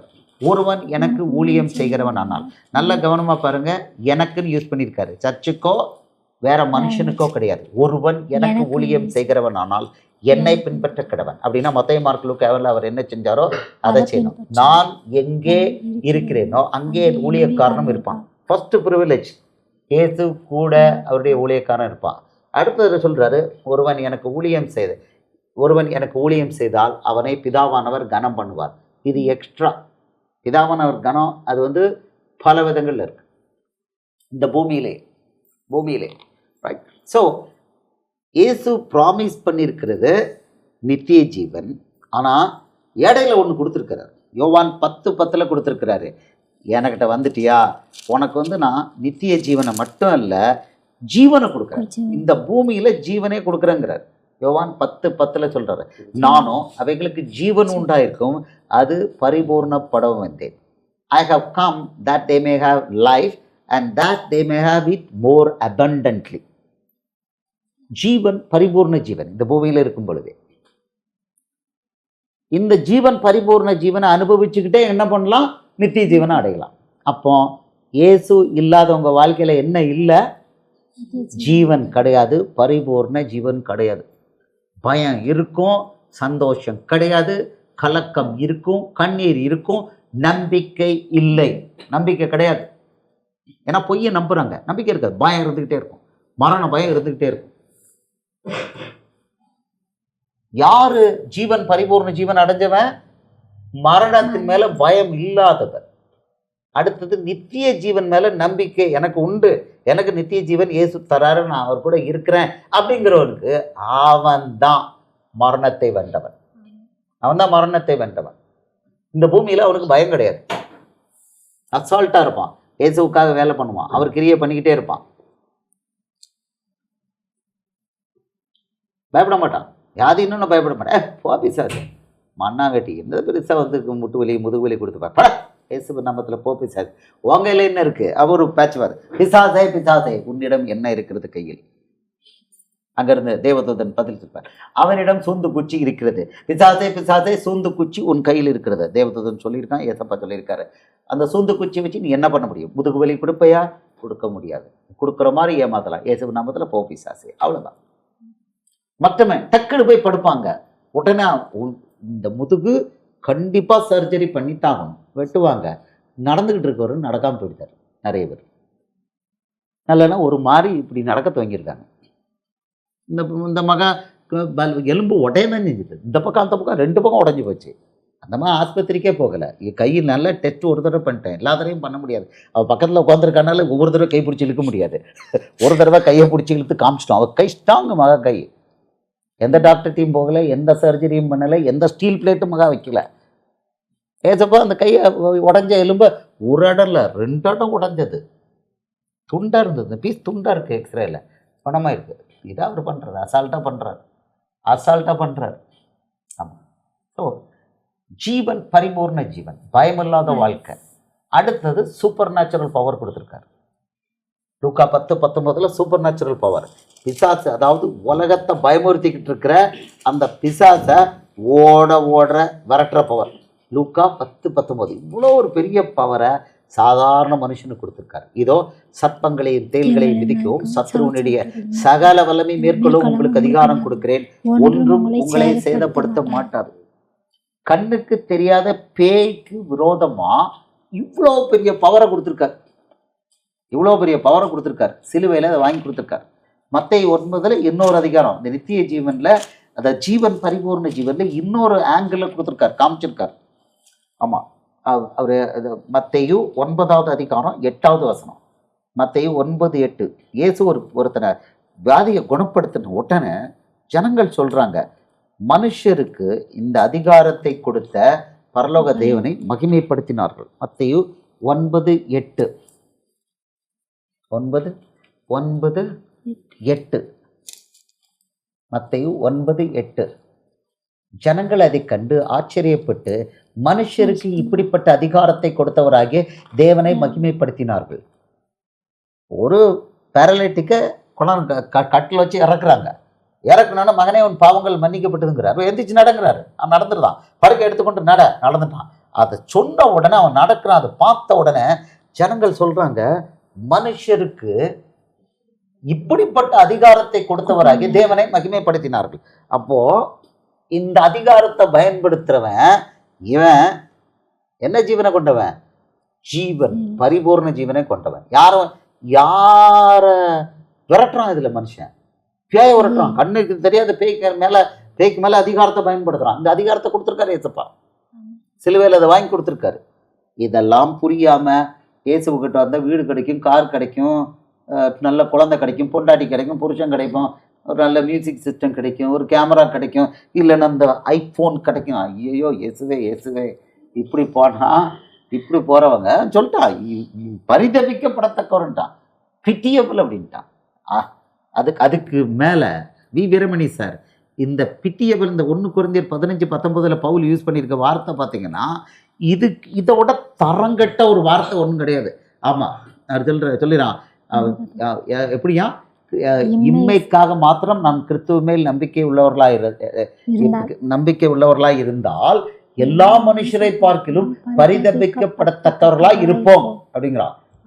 Pitiable, most pitiable, we are all அப்படிங்கிறான். மோஸ்ட் பிட்டியபிள் அப்படிங்கிற வார்த்தையை அவன் யூஸ் பண்ணியிருக்கான். ஆமா. ஸோ நம்ம நித்திய ஜீவனுக்காக ஓடணும். அப்படி ஓடுறது என்னன்னா, நமக்காக மட்டும் ஓடாம மற்றவங்களையும் என்ன பண்ணணும், அவங்கள ஒளிக்குள்ள வழி நடத்தணும். இப்ப அடுத்த லெவல் மகள, இப்ப நித்திய ஜீவன் எனக்கு இருக்குது, நான் நித்திய ஜீவனுக்காக ஓடுறவன் எப்படி இருப்பான்? எல்லாம் கொஞ்சம் சைலண்ட் பாருங்க. ஸோ அவர் சொல்றாரு மத்தேயு 5:13-14. ஆமா, நித்திய ஜீவனுக்கு ஓடுறையா, லெட்ஸ் சி அப்படிங்கிறாரு. மத்தேயு 5:13-14 அவர் சொல்றாரு. ஆமா, அவர் சொல்றாரு. ஆமா, எப்படியா சொல்றாரு, நீங்கள் பூமிக்கு உப்பாய் இருக்கிறீர்கள். உப்பானது சாரமற்று போனால் எதனால் சாரமாக்கப்படும்? வெளியே கொட்டப்படுவதற்கும் மனுஷரால் மிதிக்கப்படுவதற்குமே ஒழிய வேறொன்றுக்கு உதவாது. அது சொல்லிட்டாரு, நீங்கள் பூமிக்கு உப்பாய் இருக்கிறீர்கள் சொல்லிட்டாரு. நித்திய ஜீவனுக்கு போறவன் பூமிக்கே உப்பு, லோக்கல கிடையாது. நீங்கள் உலகத்துக்கு வெளிச்சமாய் இருக்கிறீர்கள். மலையின் மேல் இருக்கிற பட்டணம் மறைந்திருக்க மாட்டாதுன்னு சொல்லிட்டு அடுத்த விளக்கம் கொடுக்குறாரு. என்ன கொடுக்குறாரு? விளக்கை கொளுத்தி மரக்காலால் மூடி வைக்காமல் விளக்கு தண்டின் மேல் வைப்பார்கள், அப்பொழுது அது வீட்டில் உள்ள யாவருக்கும் வெளிச்சம் கொடுக்கும் அப்படி சொல்லிட்டு அதுக்கு அர்த்தம் என்னன்னு 16வது வசனத்தை கொடுக்கிறாரு. இவ்விதமாய் மனுஷர் உங்கள் நற்கிரியைகளை கண்டு பரலோகத்தில் இருக்கிற உங்கள் பிதாவை மகிமைப்படுத்தும்படி உங்கள் வெளிச்சம் அவர்கள் முன்பாக பிரகாசிக்க கடவுது. அப்போ நித்திய ஜீவனுக்கு போறவன், ஜீவன் பரிபூர்ண ஜீவன் எனக்கு உண்டுங்கிறவன், அவனுக்கிட்ட இருந்து என்ன வெளிப்படணும்? வெளிச்சம் பிரகாசிக்க கடவுள். நற்கிரியை சொல்றாரு, பேய் ஓட்டணும், வியாதி குணப்படுத்தணும், ஏழைகளுக்கு உதவணும், ஆக்சசிபிளா இருக்கணும், ஜனங்களுக்கு இயேசுவை பத்தி சொல்லணும். அவன் தானும் பரலோகத்துக்கு நோக்கி ஓடணும், நிறைய பேரை பரலோகத்தை நோக்கி வழி நடத்தணும். அதுதான் நித்திய ஜீவனுக்கான பாதை, ஓட்டம். நித்திய ஜீவனுக்கான ஓட்டங்கிறது நான் மட்டும் போவேன், நீ என்னன்னு நாசமா போ, இது இல்லை சொல்றாரு. வேஸ்ட் அப்படிங்கிறது, அப்படி இருந்தா வேஸ்ட்டுங்கிறாரு. ஆமா, அவரு லூக்கா 13 இது அது எப்படியா, அது கம்ப்ளீட்டா அப்படிப்பட்டவங்க. ஆமா, அது ஒன்றுத்துக்கு உதவாதுன்னு அடுத்தது சொல்றாரு. ஆமா, இங்க இதுல ஆமா, உங்களுக்கு மனுஷர் நற்கிரிய வெளிச்சம் உப்பு நல்லதுதான். லூக்கா 14:34-35. லூக்கா 14:34-35 இங்க சொல்றாரு, எப்ப உப்பு நல்லதுதான்ப்பா அப்படிங்கிறாரு. உப்பு நல்லதுதான் சொல்லிட்டு அது எதுக்கு, என்னத்துக்கு அப்படிங்கிற கடைசியா. ஆமா, இதுல நிறைய விஷயங்கள் அதை சொல்லிட்டு கடைசியில் சொல்றாரு, எப்பா உப்பு நல்லதுதான்ப்பா, உங்களை நான் பூமிக்கு உப்பாக்கியிருக்கேன்ப்பா, உப்பு நல்லதுதான்ப்பா. உப்பு சாரமற்று போனால் எதனால் சாரமாக்கப்படும் அப்படின்னு கேட்டுட்டு, அது நிலத்துக்காகிலும் எருவுக்காகிலும் உதவாது, அதை வெளியே கொட்டி போடுவார்கள். கேட்கிறதுக்கு காதுள்ளவன் கேட்க கடவன் என்றான். அப்போ உப்பு உப்பா இல்லை அப்படின்னா, உப்பு உப்பா இல்லைன்னா என்ன மேட்டர் ஆகும்னு கொடுத்துருக்காரு. அப்போ நித்திய ஜீவனுக்கு ஓடுறவன், ஜீவன் பரிபூர்ண ஜீவன் எனக்கு உண்டுன்னு சொல்றவன், அவன் என்ன மாதிரி இருக்கணும்னு ஏசப்பா சொல்லியிருக்காரு. அது இல்லைன்னா என்ன சொல்றாரு? இது இல்லைன்னா எப்பா நீ இந்த மாதிரி மாற்றிட்டப்பா, அது நிலத்துக்காகிலும் எருவுக்காகிலும் அந்த உப்பு உதவாது, சாரமற்று போன உப்பு உதவாது, அதை வெளியே கொட்டி போடுவார்கள். வெளியே அங்க சொல்லிட்டாரு, மிதிக்கிறதுக்கு, வெளியில போட்டு மிதிக்கிறதுக்கு, அதுக்கு தான் பயன்படும். இது நெக்ஸ்ட் லெவல். அப்போ நித்திய ஜீவன்கிறது ஒரு பெரிய ஒரு பரிசு, ஒரு பெரிய பரிசு மனுஷனுக்கு இயேசு கொடுத்திருக்கிற, சிலுவை மூலம் கொடுத்திருக்கிற மிகப்பெரிய பரிசு. அதுதான் நீங்க பேர் கிறிஸ்தவம்னு சொல்றோம். பரிசுத்தாவி நமக்குள்ள வந்திருக்காருன்னா we get that. பரிசுத்தாவி தான் நம்ம நித்திய ஜீவனை பெறுறதுக்குள்ள அச்சாரம் இருக்கு. பரிசுத்தாவி தான் நமக்குள்ள வர்றாரு, இம்மானுவேல இருக்கிறார், இதான் அச்சாரம். அவர் கெட்டு போக கூடாதுன்னு என்ன பண்ணிட்டாரு, நமக்கு உள்ள வந்துருந்தாரு, பரிசுத்தாவியா உள்ள வந்துருந்தாரு, இம்மானுவேல உள்ள வந்துருந்தாரு. சைலன்சர் கூட சொல்லுங்க, வந்துருந்தாரு. ஸோ இந்த இந்த நித்திய ஜீவன் இலவசமா கொடுக்குறாரு. ஆனா ஓடணும், நித்திய ஜீவனுக்கான ஓட்டம் இருக்கு, பொறுப்பு கொடுத்துருக்காரு, ஓடணும், நித்திய ஜீவனுக்காக ஓடணும். ஒவ்வொருத்தரும் அந்த ஓட்டம் ஒன்று இருக்கு, ஓடணும். ஒவ்வொருத்தருக்கும் அவங்க அவங்க கிருபைக்கு ஏற்ற, அவங்களுக்கு கொடுக்கப்பட்ட அந்த கிருபைக்கு ஏற்ற மாதிரி ஓடணும். ஓடணும், சும்மா இருக்கக்கூடாது. இன்னைக்கு பார்க்குறோம், ஒரு மகா லண்டன்ல தெருவில் நின்று, 2 பிள்ளைக்கு தாய், அவள் தெருவில் நின்று இயேசு பற்றி பேசுகிறான். இன்னொரு பார்த்தா இன்னொரு ஆலிப பிள்ளை நேற்று அவளும் ரோட்டில் நின்று இயேசு பற்றி பேசுகிறான். இங்கே நம்ம ஈஸியாக போகிறோம், அங்கே நம்ம பிரதர் ஒருத்தர் விஜய் பார்க்கில் போய் சொல்கிறாரு. ஏன்னா அங்கே மாதிரி ஆஸ்பத்திரி கிடையாது, நமக்கு ஆஸ்பத்திரிகள்லாம் ஓப்பனாக இருக்குது. அவன் கையை காலை கட்டி போட்டு வச்சிருக்காரு, பேய் கையை காலை கட்டி போட்டிருக்கான். அப்போ போ சொல்லு, அந்த பிள்ளைக்கு போய் சொல்லு. அவன் இங்கேயும் நகர முடியல, அங்கேயும் நகர முடியல. நேற்று ஒரு பையன் கத்துறான், கையை கட்டு விடு, கட்டை எடுத்து விடுங்க, நீ அமைதியாரு, நான் ப்ரேயர் பண்ணுறேன், கட்டை அமைதியாக 5 நிமிஷம் தான் கட்டை எடுத்து விடுவேன். ஒரே கையை எடுக்க சொல்லுங்க, கட்டி விடு, கட்டை எடுக்க சொல்லுங்க, கட்டை எடுக்க சொல்லுங்க. அவன் கொஞ்சம் ப்ராப்ளமாக இருக்குது. அவனோடது அங்கே கட்டிலோடு சேர்த்து கட்டி போட்டிருக்காங்க. ஆனால் நிறைய பேருக்கு கட்டில் இல்லை, அவன் கை கால் மொத்தத்தையும் பேய் இன்விசிபிளாக கட்டி போட்டிருக்கான். அவங்களெல்லாம் விடுதலை பண்ணுறதுக்கு ஏசப்பா கொடுத்துருக்காரு, அதிகாரத்தை கொடுத்துருக்கிறாரு, நமக்கு கொடுத்துருக்கிறாரு. ஸோ நித்திய ஜீவனுக்காக ஓடுறவன் இயேசு என்ன செஞ்சாரோ அதை அவன் செய்வான். ஒருவன் எனக்கு ஊழியம் செய்கிறவன் ஆனால் அவன் என்னை பின்பற்ற கடவன், நான் எங்கே இருக்கிறேனோ அங்கே என் ஊழியக்காரனும் இருப்பான். ரிவார்டு கொடுத்துருக்காரு நித்திய ஜீவன். இப்போ எடுத்திங்கன்னா யோவான் 5வது அதிகாரம் 25 அவர் சொல்கிறார். இன்னும் கொஞ்சம் கவிதாவுடைய கொஸ்டினுக்கு மறுபடி வருவோம். சொல்கிறாரு, எழுப்புவேன் அப்படிங்கிறார். சொல்கிறார், மரித்தோர் தேவகுமாரனுடைய சத்தத்தை கேட்கும் காலம் வரும், அது இப்பொழுதே வந்திருக்கிறது, அதை கேட்கிறவர்கள் பிழைப்பார்கள் என்று மெய்யாகவே உங்களுக்கு சொல்கிறேன். இயேசுவோட குரல்ல இருக்கிற பவர், அவர் மரித்த உடனே சிலுவையில் மகா சத்தமாய் கூப்பிட்டு உயிரை விட்ட உடனே மத்தேயு 27, 50, 51 பார்க்குறோம். 52 மரித்த அநேக பரிசுத்தவான்கள் எழும்புனாங்க, எருசலேம் நகரில் எழும்பி அவர் உயிர் தெழுந்த போது அவர்கள் எல்லாரும் எங்கே காணப்பட்டாங்க? மகா பரிசுத்த நகரத்தில் காணப்பட்டாங்க. அடுத்து 28, 29 சொல்கிறாரு, ஒரு நாள் பிரேத குழியில் உள்ள எல்லாரும், அப்படின்னா நித்திய மரணத்தில் இருக்கிறவன், இந்த பாதாளத்தில் இருக்கிற எல்லாரும் என் குரலை கேட்பாங்கன்னு இருக்கிறார். 28, 29 சொல்கிறார், அவங்களாம் ஒரு நாள் நியாய தீர்ப்புக்கு அவருக்கு முன்னால் நிற்பாங்கன்னு சொல்லியிருக்கிறார். எவ்வளோ பெரிய பவர்ஃபுல் தேவன் அவர். இப்போ நீங்களும் நானும் நமக்கு ஒரு ப்ரிவிலேஜ் கொடுத்துருக்கிறார். முதலாம் மரணம் என்னது? முதலாம் உயிர்த்தெழுதல் எப்போ நடக்குது? மரித்த உடனே நம்ம இயேசுக்கிட்ட போயிட்டோன்னு வச்சுக்கோங்க, அதுக்கு பேர் என்ன? முதலாம் உயிர்த்தெழுதல். முதலாம் உயிர்த்தெழுதலில் பங்குள்ளவனுக்கு 2ஆம் மரணத்தின் மேலே அதிகாரம் கிடையாது. ஆமாம், கிடையாது. 2ஆம் மரணத்தின் மேலே அதிகாரம் கிடையாதுன்னு வசனம் இருக்குது. ஆமாம், உயிரிடையவில்லை, இன்னும் உயிர்த்து அவர். வெளிப்படுத்தல் 20:6. இந்த ரெண்டு விதமாக இருக்குது. வெளிப்படுத்தல் 20:6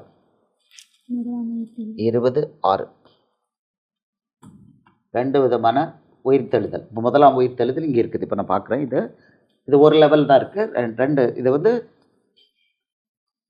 அந்த மரித்த அடுத்த செகண்ட் கடைசி நாளில் உயிரோடு எழும்புறவங்களுக்கும் இது உண்டு. முதலாம் உயிர்த்தெழுதலுக்கு பங்குள்ளவன் பாக்கியவானும் பரிசுத்தவானுமாயிருக்கிறார்.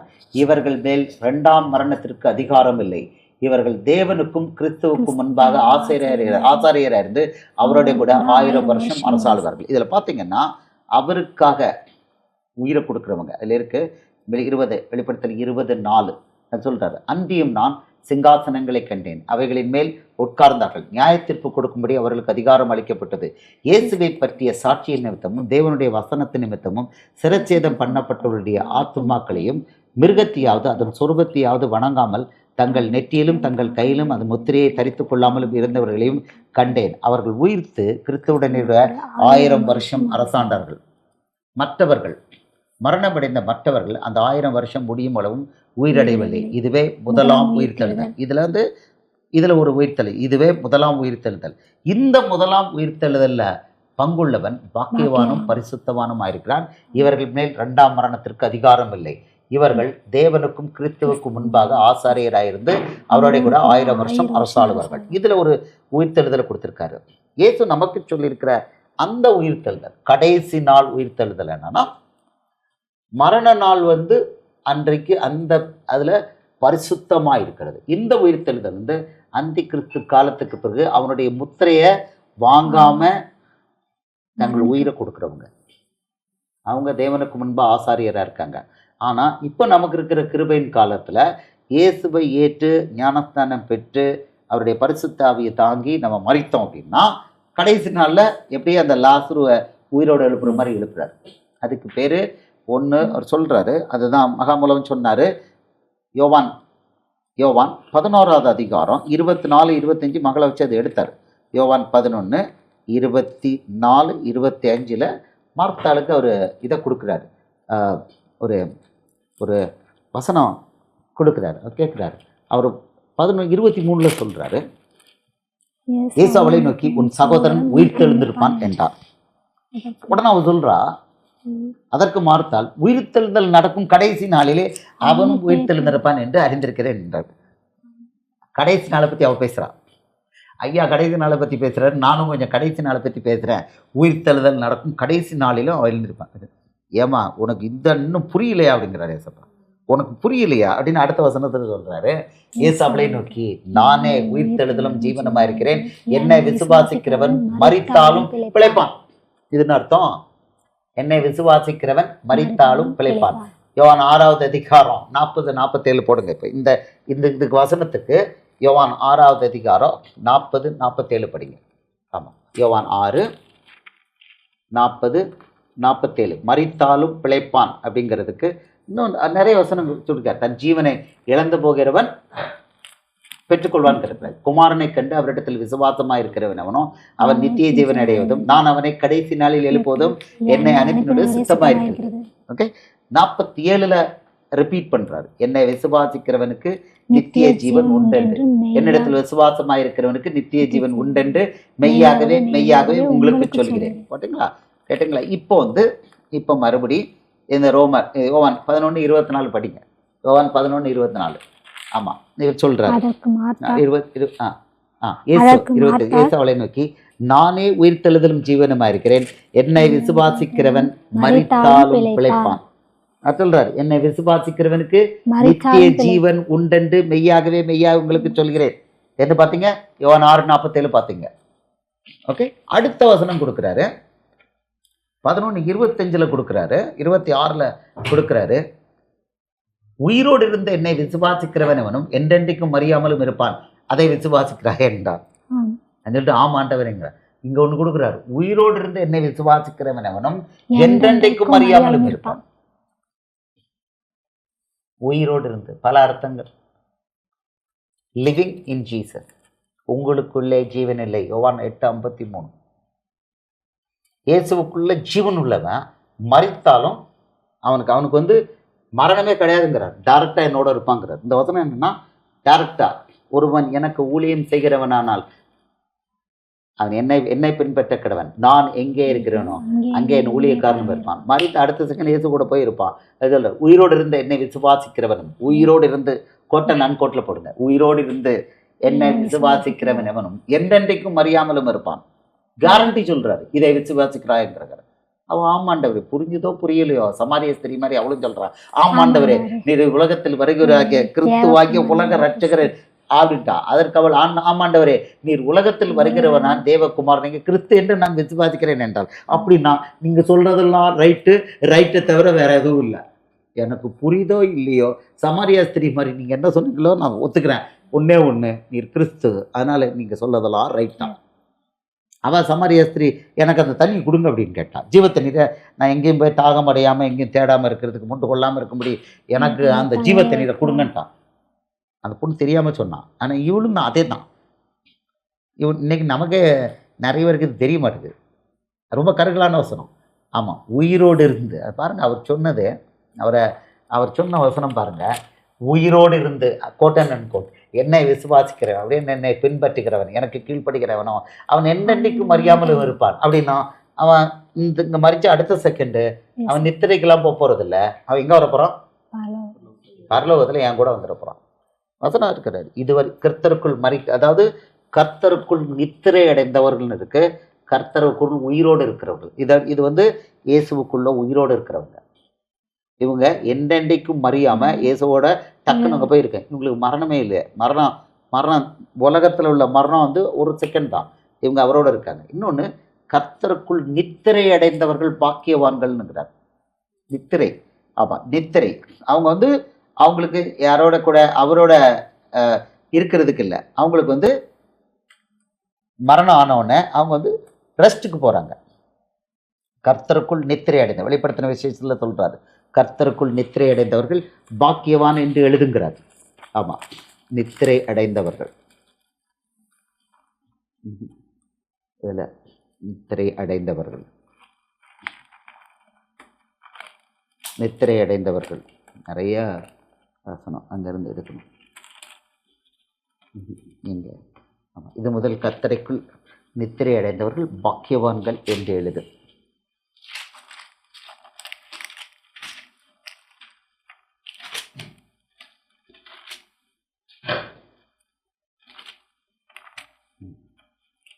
வெளிப்படுத்தல் 14வது அதிகாரம் 13வது வசனம். வெளிப்படுத்தல் 14:13.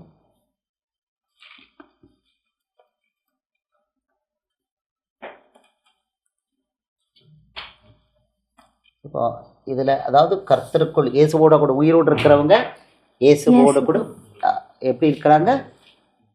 இயேசுவுக்காக மரித்தவங்க. பின்பு வெளிப்படுத்தல் 14:13. பின்பு பரலோகத்திலிருந்து ஒரு சத்தம் உண்டாக கேட்டேன், அது கர்த்தருக்குள் மரிக்கிறவர்கள் இது முதல் பாக்கியவான்கள் என்று எழுது.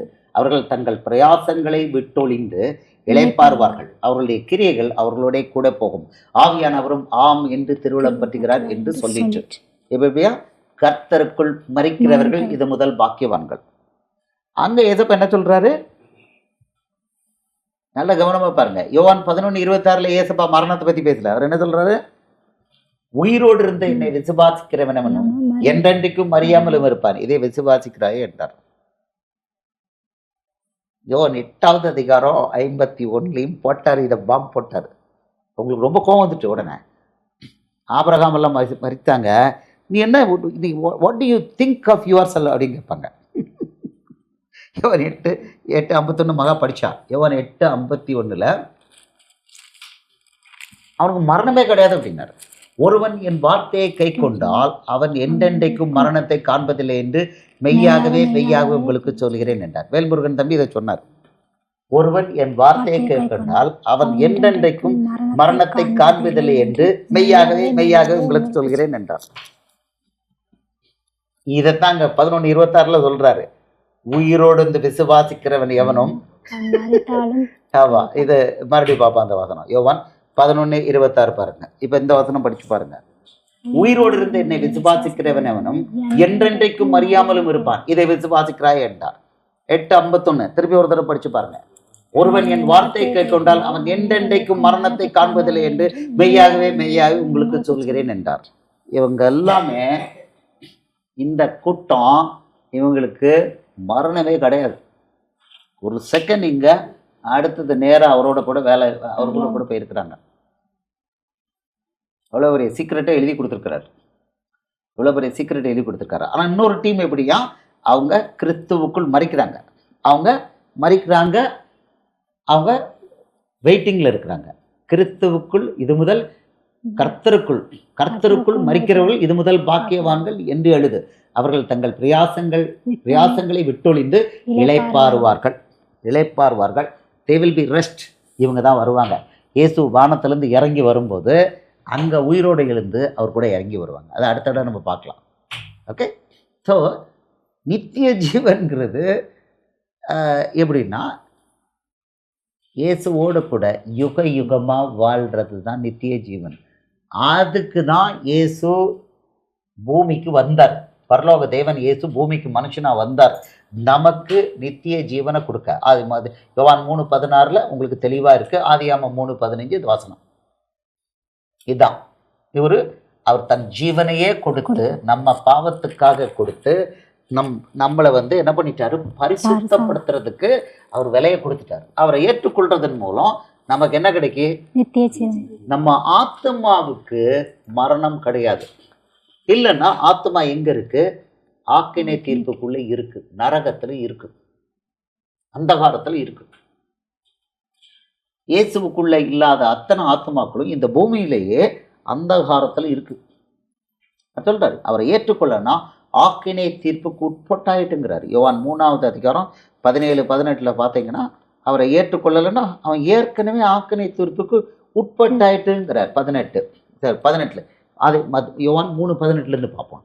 அவரை விசுவாசிக்கிறவன் ஆக்கினைக்குள்ளாக தீர்க்கப்படான், விசுவாசியாதவனோ தேவனுடைய ஒரே பேரான குமாரனுடைய நாமத்தில் விசுவாசம் உள்ளவனா இராதபடினால் அவன் ஆக்கினை தீர்ப்புக்கு உட்பட்டாயிற்று. இது ஆல்ரெடி கண்டம்டு. இந்த பூமியிலே அவன் அப்படித்தான் இருக்கிறான்.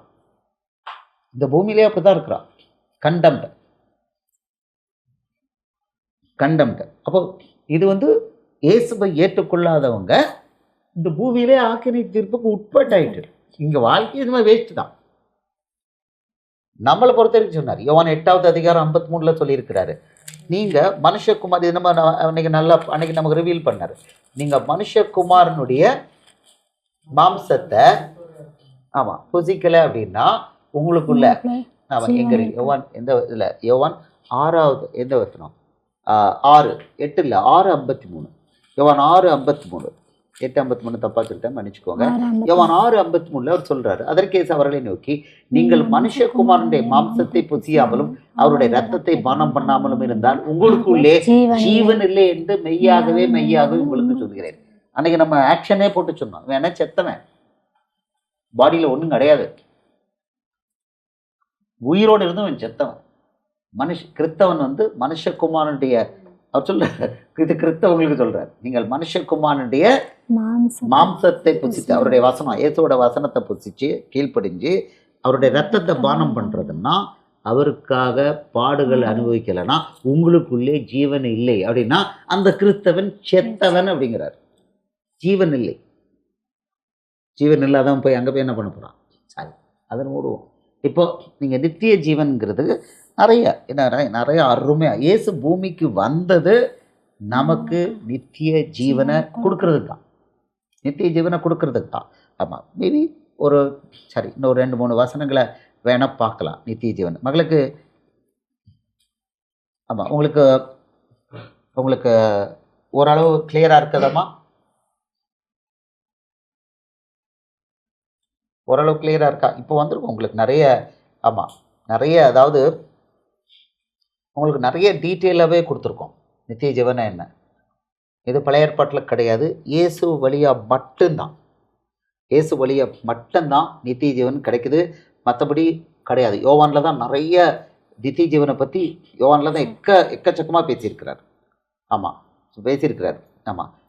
யோவான் 3:36 குமாரனிடத்தில் விசுவாசமாக இருக்கிறவன், யோவான் ஸ்நானர் வச்சு சொல்லியிருக்கிறாரு, குமாரனிடத்தில் விசுவாசமாக இருக்கிறவன் நித்திய ஜீவனை உடையவனாக இருக்கிறான், குமாரனை விசுவாசியாதவனோ ஜீவனை காண்பதில்லை, தேவனுடைய கோபம் அவன் மேல் நிலை நிற்கும் என்றார். படிப்போம். யோவான் 3:36 என்றார்னா ஏசப்பா தான். யோவான் 3:36.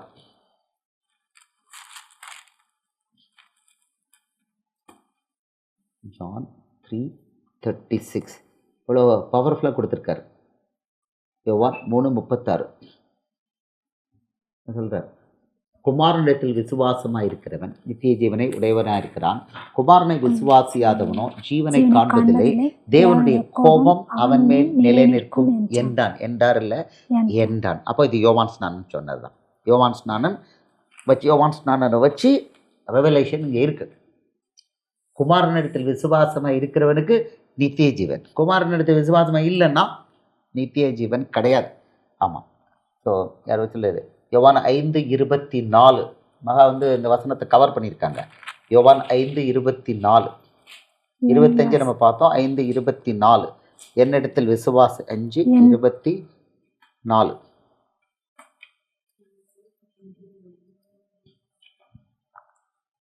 என் வசனத்தை கேட்டு என்னை அனுப்பினவரை விசுவாசிக்கிறவனுக்கு நித்திய ஜீவன் உண்டு. அவன் ஆக்கினை தீர்ப்புக்குட்படாமல் மரணத்தை விட்டு நீங்கி ஜீவனுக்குட்பட்டிருக்கிறான் என்று மெய்யாகவே மெய்யாகவே உங்களுக்கு சொல்கிறேன்.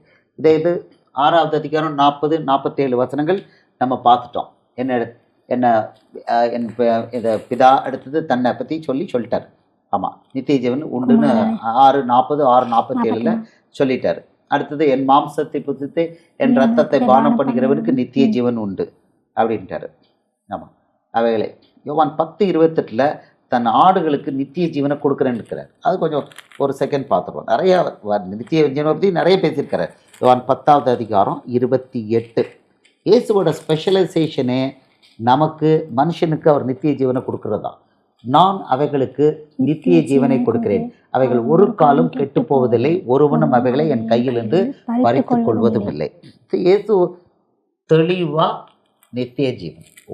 யோவான் 17:3 மகளை வச்சு பேசினார். ஒன்றான மெய் தேவனாகிய உம்மையும் நீர் அனுப்பின இயேசு கிறிஸ்துவையும் அறிவதே நித்திய ஜீவன். ஜான் 17:3 ஒன்றான மெய் தேவனாகிய உம்மையும் நீர் அனுப்பினவராகிய இயேசு கிறிஸ்துவையும் அறிவதே நித்திய ஜீவன். அறிவதுன்னா என்னது? அறிவதுன்னா பின்பற்றுவது. ஓகே, நல்லா புரிஞ்சுக்கோங்க. ஆமாம், அறிவதுன்னா பின்பற்றுவது. யோவான் 8:55. ஆமாம், அறிவது என்னங்கிறத நீங்கள் புரிஞ்சுக்கோ. அறிவதுன்னா ஜஸ்ட் ஐ நோ ஜீசஸ் அப்படின்னா எல்லாருக்கும் தெரியும். இயேசு உனக்கு தெரியுமா? நம்ம ஆஸ்பத்திரி போகும்போது இல்லை என்ன சொல்கிறாங்க? I know Jesus. எங்கள் பக்கத்து வீட்டில் சர்ச் இருக்காங்க. நான் பள்ளிக்கூடமே கிறிஸ்துவ சர்ச்சில் தான் நான் படித்தேன். அவர் சொல்கிறார், அநேகர் நாங்கள் என்ன பண்ணோம், நீ போதகம் பண்ணும்போது ரோட்டில் நீ போகும்போது நாங்கள் பார்த்தோம்ல அவங்கள அப்படின்னு சொல்லுவாங்க. ஒரு காலம் அறியாது அப்படி நிறைய பேர் சொல்லுவாங்க. நான் அந்த பள்ளிக்கூடத்தில் படித்தேன். இதை அவர் அங்கே சொல்லிட்டார், வசனமாகவே சொல்லிட்டார். நீர் அங்கே ரோட்டில் போயிட்டு இருக்கும்போது நாங்கள் உங்களை பார்த்தோம்ல அப்படின்னு சொல்லுவாங்கங்கிறாரு. தெரியும் அப்படிங்காங்க. இங்கே அவர் சொல்கிறாரு, மெய்யான தேவனாகிய உம்மையும் நீர் அனுப்பின இயேசு கிறிஸ்துவையும் அறிவதே நித்திய ஜீவன். அறிவதுன்னா அவர் சொல்லியிருக்காரு. யோவான் 8:55 அந்த ரகசியத்தை கொடுத்துருக்கிறார். அவர் சொல்கிறாரு, ஆயினும் நீங்கள் அவரை அறியவில்லை, நான் அவரை அறிந்திருக்கிறேன். அவரை அறியேன் என்று சொல்வேனாகில் உங்களைப் போல நானும் பொய்யனாயிருப்பேன். அவரை நான் அறிந்து அவருடைய வார்த்தையை கை கொண்டிருக்கிறேன். அவரை அறிந்து அவருடைய வார்த்தையை கை கொண்டிருக்கிறேன். அப்போ இயேசுவை அறிந்தவன் செய்கிறது என்ன செய்வான்? எனக்கு இயேசுவை தெரியும், நான் இயேசுவை அறிந்திருக்கிறேன் அப்படின்னு சொன்னா அவன் என்ன பண்ணுவான்? மத்தேயு மார்க்கு லூக்கா அவனை கை கொள்வான். இயேசு சொன்ன வசனத்தை கை கொள்வான். இப்போ உங்களுக்கு புரிஞ்சுதா? ஸோ யோவான் 17:3 உங்களுக்கு அர்த்தம் புரியுதா? ஒன்றான மெய் தேவனாகிய உம்மையும் நீர் அனுப்பினவராக இயேசு கிறிஸ்துவையும் அறிவதே நித்திய ஜீவனா. இயேசுவோட வசனங்களை கை கொள்வதே நித்திய ஜீவன். ஓகே, ஸோ நித்திய ஜீவனுக்கு அவர் ரூட் போட்டு கொடுத்துருக்கிறார். ஒரே ஒரு ரூட் தான், இயேசு தான். இயேசுடைய வசனங்கள் தான். நிறைய இவ்வளோ வசனங்கள் போதும்னு நினைக்கிறேன். இப்போ உங்களுக்கு நித்திய ஜீவன்னா என்னென்னு புரிஞ்சிருச்சாமா? ஓரளவு. ஓகே, நிறைய சொல்லியிருக்கேன். இப்போ நான் ஒரு சினாப்சிஸ் கொடுக்குறேன். மனுஷனுடைய ஆத்மா விலையேறப்பட்டது, அது அழிவில்லாதது. மனுஷனுடைய ஆத்மா அழிவில்லாதது. இந்த ஆத்மாவுக்கு ஒரு சரீரம் இருக்குது, நம்மளுடைய இந்த ஆவிக்குரிய சரீரம். இந்த மாம்ச சரீரம் மரணமான உடனே அவன் எந்த சரீரத்துக்குள்ளே போகிறான்? ஆவிக்குரிய சரீரத்துக்குள்ளே போகிறான். ஆத்துமாவுக்கு ஒரு சரீரம் கொடுக்கப்படுது. அந்த ஆவிக்குரிய சரீரம் என்ன பண்ணுது? லூக்கா 16 அவன் சொல்கிறான், இந்த அக்கினி ஜுவாலையிலே வேதனைப்படுகிறேனேங்கிறான். அதுக்கு ஃபீலிங் உண்டு, அதுக்கு ஃபீலிங் உண்டு. அவர்கள் இரவும் பகலும் சதா காலங்களிலும் வாதிக்கப்படுவார்கள். வெளிப்படுத்தல் 20:15. அப்போ இந்த ஆத்மா விலையேறப்பட்டதுன்னு நிறைய வசனங்கள் அவர் சொல்லியிருக்காரு. ஒரு ஆத்மா மீட்கப்படும் போது தேவதூதர்கள் மத்தியில் அவ்வளவு சந்தோஷம் இருக்குன்னு ஏசப்பா தெளிவாக சொல்லியிருக்கிறார். ஒரு ஆத்மா மீட்கப்படும் போது பரலோகம் களி கூறுதுன்னு சொல்லியிருக்கிறார் இந்த ஆத்மாவுக்கு. அப்போ இப்போ என்ன நடக்குது பூமியில? என்ன நடக்குதுன்னா, பரலோக ராஜ்யம்ங்கிறது இயேசு, அவருக்கு எதிர்க்கிற இன்னொருத்தன் இருக்கிறான், பிசாசின் ராஜ்யம். பிசாசு பரலோக ராஜ்யத்துக்கு வெளியில இருக்கிற அவ்வளவு பேரும் யார்கிட்ட இருக்காங்க? பிசாசுக்கிட்ட இருக்காங்க. யுத்தம் என்ன நடக்குது தெரியுமா? யுத்தம் என்ன நடக்குது? பரலோகத்துக்கும் பிசாசுக்கும் நடக்கிற யுத்தம். அதுல கொள்ள பொருள் என்னது? ஆத்துமா மட்டும்தான். கொள்ள பொருள் என்னது? ஆத்துமா. பேசப்ப சொல்றாரு, நான் பூமியில எதுக்கு வந்தேன்? சமாதானத்தை உண்டு பண்ண வரலங்கிறார். லூக்கா 12:51. உங்களுக்கு இன்னும் கொஞ்சம் நான் உங்களுக்கு எக்ஸ்பிளைன் பண்றேன். இந்த பூமியில நடக்கிற யுத்தம் என்ன அப்படிங்கிறது தெரியணும். அவர் சொல்றாரு, நான் பூமியிலே சமாதானத்தை உண்டாக்க வந்தேன் என்று நினைக்கிறீர்களோ, சமாதானத்தை அல்ல பிரிவினையே உண்டாக்க வந்தேன் என்று உங்களுக்கு சொல்கிறேன். பிரிவினை என்ன பிரிவினை? அவர் சொல்றாரு, இது முதல் எப்படி எனில், இது முதல் ஒரே வீட்டில் 5 பேர் எப்படி இருப்பாங்க? ஒன்னா இருக்க மாட்டாங்க, பிரிந்திருப்பார்கள். 2 பேருக்கு விரோதமாய் 3 பேரும், 3 பேருக்கு விரோதமாய் 2 பேரும் பிரிந்திருப்பார்கள். அடுத்த விளக்கம் கொடுக்கிறாரு. எப்படியா? தகப்பன் மகனுக்கும், மகன் தகப்பனுக்கும், தாய் மகளுக்கும், மகள் தாய்க்கும், மாமி மருமகளுக்கும், மருமகள் மாமிக்கும் விரோதமாக பிரிந்திருப்பார்கள் என்றார். எப்படி பிரிந்திருக்காங்க? ஒரே குடும்பத்துல 2 பேர் ரட்சிக்கப்பட்டாங்க, 3 பேர் ரட்சிக்கப்படல. இதுதான் பிரிந்திருப்பாங்க. ஓகே, நான் பூமிக்கு வந்தது பிசாசின் ராஜ்யத்தை உடைக்கிறதுக்கு தான் வந்தேன் அப்படின்னாரு. எல்லாரும் நரகத்துக்கு போயிட்டு இருக்காங்க, அதை உடைச்சு அவங்கள பரலோகத்துக்கு நான் இழுக்க போறேன், இதுக்கு தான் வந்தேன்னு ஏசப்பா சொல்லியிருக்காரு. ஸோ பரலோகத்துக்கும் பிசாசுக்கும் நடுவில் நடக்கிற யுத்தம் எதுக்காகனா, ஒரே ஒரு கொள்ள பொருள் ஆத்துமா. ஆத்துமா மனுஷனுக்குள்ள ஆத்துமா. இந்த ஆத்துமா பரலோகத்துக்கு முன்னால, தேவனுக்கு முன்னால, இயேசுவுக்கு முன்னால விலையேறப்பட்டது. இந்த ஆத்தும மீட்பு அவருக்கு அருமையானது. அதுக்கு தான் அவர் வந்தார். நான் யாரை மீட்க வந்தேன்ட்டாரு? பாவிகளை மீட்க வந்தேன். இயேசு பூமிக்கு வந்தது நல்லவங்களை மீட்கிறதுக்கு அல்ல, நீதிமான்களுக்காக வரல. அவர் சொல்றார், நீதிமான்களுக்கு நான் வரல, நான் பூமிக்கு வந்ததே பாவிகளுக்கு தான் வந்தேன்னு சொல்லிட்டார். அந்த அளவுக்கு பரலோகம் ஃபோக்கஸ் பண்ணியிருக்கு ஆத்துமா. ஏன்னா இந்த ஆத்துமா இது அழிவு இல்லாதது. இது மிஸ் ஆயிடுச்சுன்னா எங்க போய் சேருது? நித்திய அக்கினிக்கு போகுது. நித்திய அக்கினிக்கு போகுது. ஆனா அவருடைய எண்ணம் என்னன்னா, தாம் படைச்ச புள்ள தன்னோட ஆவிக்குரிய சரீரத்துல தன்னோட வாழும். அதுக்கு தான் படைச்சார். இப்போ மிஸ் ஆகிறது அங்க போகுது, அங்க போகுது. இன்னைக்கு அதை காப்பாற்றணும். ஸோ இப்போ இதுதான் நித்திய ஜீவனுக்கும் நித்திய மரணத்துக்குள்ள வித்தியாசம்.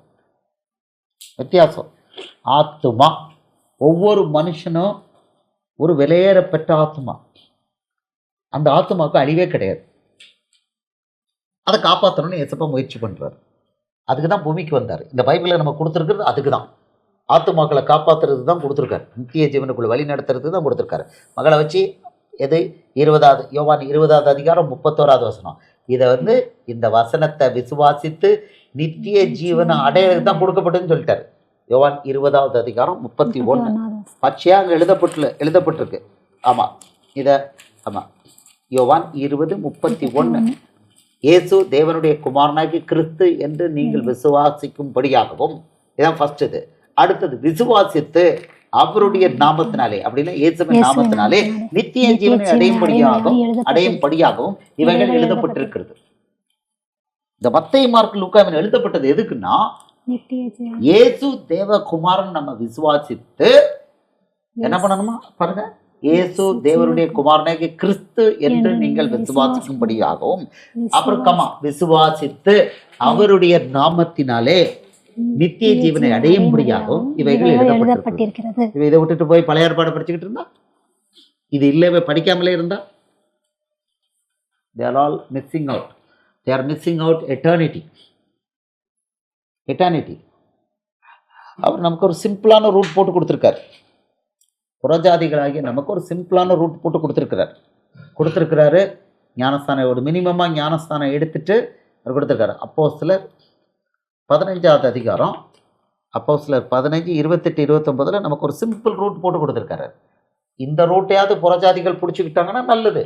கிருபை இருக்கிறவைக்கு இருக்கு. எவைனில் இது கிருபையின் காலத்தோட கிரேஸ். இது எவைனில் விக்கிரகங்களுக்கு படைத்தவர்களுக்கும் இரத்தத்திற்கும் நெருக்குண்டு சித்தத்திற்கும் வேசித்தனத்திற்கும் நீங்கள் விலையிறிக்கும் வேண்டும் என்பதே அவசியமான இவைகளை அல்லாமல் பாரமான வேறொன்றையும் உங்கள் மேல் சுமத்தாமல் இருப்பது பரிசுத்தாவிக்கும் எங்களுக்கும் நலமாக கண்டது. இவைகளுக்கு விலகி நீங்கள் உங்களை காத்துக்கொள்வது நலமாயிருக்கும், சுகமாயிருப்பீர்களாக என்று எழுதினார்கள். இதான் இவ்வளவுதான் நம்ம கொடுத்துருக்காரு. புறஜாதிகளுக்கு இதுதான். இதை பின்பற்றினா உங்களுக்கு நித்திய ஜீவன் இருக்கு. யூதர்களுக்கு இது பொருந்தாது. யூதர்களுக்கு கிளீனா இருக்கு. யோவான் 6:53-58 என் மாம்சத்தை புசித்து என் ரத்தத்தை பானம் பண்ணுகிறவன் என்னில் நிலைத்திருக்கிறான், நானும் அவனில் நிலைத்திருக்கிறேன். அவனுக்கு நித்திய ஜீவன் கொடுக்குறேன். இது ரெண்டும் இல்லைன்னா அவனுக்கு கிடையாது. அவனுக்கு கிருபை கிடையாது. இது நமக்கு ஈஸியா கொடுத்துருக்காரு, ஒரு ரூட் கொடுத்துருக்காரு. வேசித்தனத்துக்கும் ரத்தத்துக்கும் நெருக்கண்டு செத்ததுக்கும் விலகி இருக்கணும். சிம்பிளான ரூட் கொடுத்துருக்காரு பரலோகம் போக. ஆனால் பேசிக்காக ஞானஸ்தானம் எடுத்துக்கணும். எது இயேசுவை ஏற்றுக்கணும். சில படங்களுக்கெல்லாம் விலகி இருக்கு, விக்கிரங்களுக்கு விலகி இருக்கணும். எனக்கு குலதெய்வம் வேணும், இயேசு வேணும்னா ஒர்க் ஆகாது, பரலோகம் போக முடியாது. இந்த வசனத்தின்படி கொடுத்துருக்காரு. ரைட். ஸோ நித்திய ஜீவனுக்கு ஒரு ஈஸி ரூட்டை யாருக்கு கொடுத்துருக்காரு? புறஜாதிகளாகி நமக்கு கொடுத்துருக்காரு. ரொம்ப கஷ்டமாலாம் இல்லை, கொடுத்துருக்காரு. ஆனால் இந்த ரூட், இதுக்கு ஈஸியான ரூட் கொடுத்துருக்கும் பொழுதும் நம்ம அவருக்காக நற்கிரிகைகள் பண்ணி நிறைய பேரை வழி நடத்தினோம்னா பெரிய ரிவார்டு இருக்கு. பரலோகத்தில் பெரிய ரிவார்டு இருக்கு. கண் காணவும் இல்லை, அது ஒருத்தரும் சொல்லலைங்க, ஒருத்தரும் அது யாருக்கும் தெரியாதுன்னு சொல்லியிருக்காரு. அப்படிப்பட்ட ஒரு பெரிய ரிவார்டு இருக்குது. நம்ம அதுக்காக எல்லாம் ஓடலை. நமக்கு இப்பவுமே நல்லா தான் இருக்குது. இடிகளோடு இடிகளோடு பிசாதோட மோதல்களோடு நமக்கு என்ன கொடுத்துருக்காரு? ஒரு சந்தோஷம் கொடுத்துருக்காரு, பவரை கொடுத்துருக்காரு, ஒரு வாழ்க்கையில் ஒரு அர்த்தத்தை கொடுத்துருக்கிறாரு. That is tremendous meaning in life. ஆமாம், ஒவ்வொரு நாளும் எக்ஸைட்டிங்காக இருக்குது. கொடுக்குறாரு, வேலை கொடுக்குறாரு. ஆமாம், நித்திய ஜீவன், நல்ல நித்திய ஜீவனுக்கு போகிற பாதையில் நல்ல ஒரு எக்ஸைட்டிங் ஒரு லைஃப்பை கொடுக்குறாரு. அவருக்காக வேலை பார்க்குற லைஃப் பிசாசுக்கு எதிராக பண்ணக்கூடிய யுத்தம் நல்லாயிருக்கும் கொடுத்துருக்குறாரு. Meaningful life. இதில் நிறைய பேரை மீட்டுக்கொள்ள முடியுது. அந்த காலத்தில் இருளிலேருந்து ஜனங்களை மீட்டுக்கொள்ள முடியுது. இயேசுக்குள்ளே வழி நடத்த முடியுது. ஒளியாகிய இயேசுக்குள்ளே வழி நடத்த முடியுது. அப்போ ஃபைனலாக தெரியுது. இப்போ என்ன தெரியுது? இப்போ சம்மிட் ஆஃப்மா நித்திய ஜீவன்னா ஆத்துமா இயேசு வர்ற வரைக்கும் அழிந்து நரகத்துக்கு போயிட்டு இருந்தது. இயேசப்பா என்ன பண்ணினாரு? பாவத்துக்கு, ஆத்மாவுடைய பாவத்தினால நரகத்துக்கு போயிட்டு இருந்தது. பழைய ஏற்பாட்டில் நம்ம பரலோக ராஜ்யத்துக்கு வெளியில் இருந்தோம். நமக்கு நம்பிக்கை இல்லாதவர்கள் தேவனற்றவர்கள். எபேசியர் 2:11-12 பவுல் சொல்கிறான், நமக்கு பேர் நம்பிக்கை இல்லாதவர்கள் தேவனற்றவர்கள். இயேசு வந்தார், தன்னுடைய ஜீவனை கொடுத்து நம்மளோட ஒப்புரவாயிட்டார். எபேசியர் அதே 2:14-15 சொல்கிறார், தன் ஜீவனை கொடுத்து நம்ம பாவத்துக்கு விலை கொடுத்து புறஜாதிகளையும் அவரோடு கூட ஒப்புரவாக்கிட்டு ஓப்பன் பண்ணி கொடுத்துட்டார். வாங்க அப்படின்ட்டார். உங்களுக்கு நான் விலை கொடுத்துட்டேன், வாங்கன்ட்டார். இப்போ இயேசுவை ஏற்றுக்கணும். தேவகுமாரனாக ஏற்று மெய்யான ஒரே தேவனாக்கி உம்மையும் நீர் அனுப்பின இயேசு கிறிஸ்துவையும் விசுவாசிப்பதே நித்திய ஜீவன். விசுவாசிப்பதுன்னா பின்பற்றுறது. உலகத்தை எக்ஸ்க்ளூட் பண்ணிட்டு இயேசுவை பிடிக்கும் பொழுது நமக்கு என்ன கிடைக்குதுன்னா, இந்த வாழ்க்கை முடிவில் என்ன கிடைக்கும்? ஸ்ட்ரெயிட்டாக இயேசு ஓடக்கூடாது, இல்லைன்னா பரலோகத்தில், இல்லைன்னா சொல்கிறாரு நித்திரை கிடைக்குது. ரெஸ்ட்டில் இருப்போம். ஒரு நாள் இயேசு வரும்போது, எக்காலம் ஊதிட்டு வரும்போது அவங்க எல்லாம் உயிர் தெளிந்து வருவாங்க. ஒரு சரீரம், ஒரு இது கிடைக்கும், ஆவிக்குரிய சரீரம் கிடைக்கும், வருவாங்க. மறுரூப சரீரம் கிடைக்கும். அவங்க கீழே இறங்கி வருவாங்க. இங்கே இருக்கிற உயிரோடு இருக்கிறவங்க 1 Corinthians 15:51 படி இவங்களும் ஒரு ஆவிக்குரிய சரீரம் எடுத்து பரலோகத்துக்கு போங்க. மத்திய ஆகாயத்தில் இவங்க சந்திப்பாங்க. என்றென்றைக்கும் 1 Corinthians 4:13, 14, 16, 17 என்றென்றைக்கும் இயேசுவோடு கூட இருப்பாங்க. என்றென்றைக்கும். வேணா அதை லாஸ்ட்டாக பாருங்கள். ஒன்று ஒன்று தெசலோனிக்கர் 4வது அதிகாரம், 1 தெசலோனிக்கர் 4 16 17 4 16 ரொம்ப நாளாச்சு இது பிரசங்கம் பண்ணி 16 17 பாருங்க. ஏனெனில் கர்த்தர் தாமே ஆரவாரத்தோடும் பிரதான தூதனுடைய சத்தத்தோடும் தேவ எக்காலத்தோடும் வானத்திலிருந்து இறங்கி வருவார். அப்பொழுது கிறிஸ்துவுக்குள் மரித்தவர்கள் முதலாவது எழுந்திருப்பார்கள். உங்களுக்கு கிறிஸ்துவுக்குள் மரித்தவர்கள் வசனம் ஏற்கனவே கொடுத்துட்டேன். எழுந்திருப்பார்கள். பின்பு உயிரோடு இருக்கும் நாமும் கர்த்தருக்கு எதிர்கொண்டு போக மேகங்கள் மேல் அவர்களுடைய கூட ஆகாயத்தில் எடுத்துக்கொள்ளப்பட்டு இவ்விதமாய் எப்பொழுதும் கர்த்தருடனே கூட இருப்போம். எப்படிமா? இவ்விதமாய் எப்பொழுதும் கர்த்தருடனே கூட இருப்போம். பரலோக தேவனோட கூட இருப்போம். இதான் நித்திய ஜீவன். இதான் நித்திய ஜீவன். அங்கே என்னெல்லாம் இருக்குது, என்ன அனுபவிக்க போகிறோம், அவரோட சந்தோஷமாக இருக்க போகிறோம், அதெல்லாம் பின்னால் பார்த்துக்கலாம். பார்த்தோம். அங்கே அலறுதல் இல்லை, துக்கம் இல்லை, கண்ணீர் இல்லை. நம்ம கண்ணீர் தான் தேவன் துடைப்பார். அங்கே எல்லாத்தையும் ரிமூவ் பண்ணிட்டார். முந்தினவைகள் யாவையும் ஒளிந்து போயிட்டு சந்தோஷமாக அவரோட இருக்கலாம். இந்த பூமியில் இருக்கும் பொழுது யோவான் 15:10 அவருடைய சந்தோஷத்தை கொடுக்குறார்.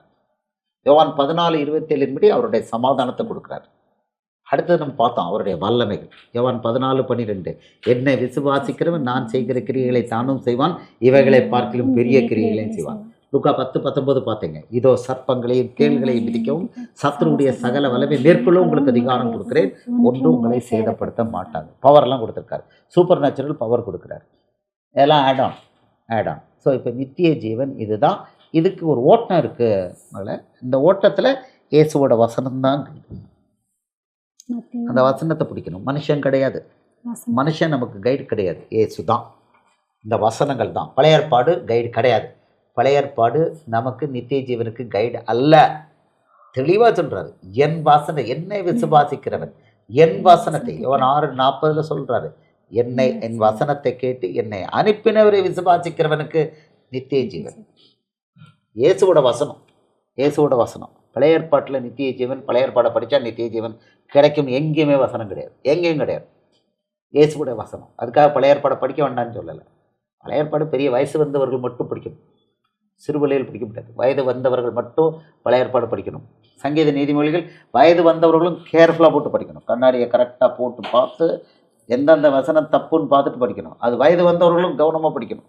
மற்றது கூட எல்லாரும் படிச்சிடலாம். சங்கீத நீதிமொழிகளை வயது வந்தவர்களை இன்னும் வயது வந்தவர்கள் தான், 80 வயசுக்கு மேலே உள்ளவங்க ஒன்றும் படிக்கலாம்.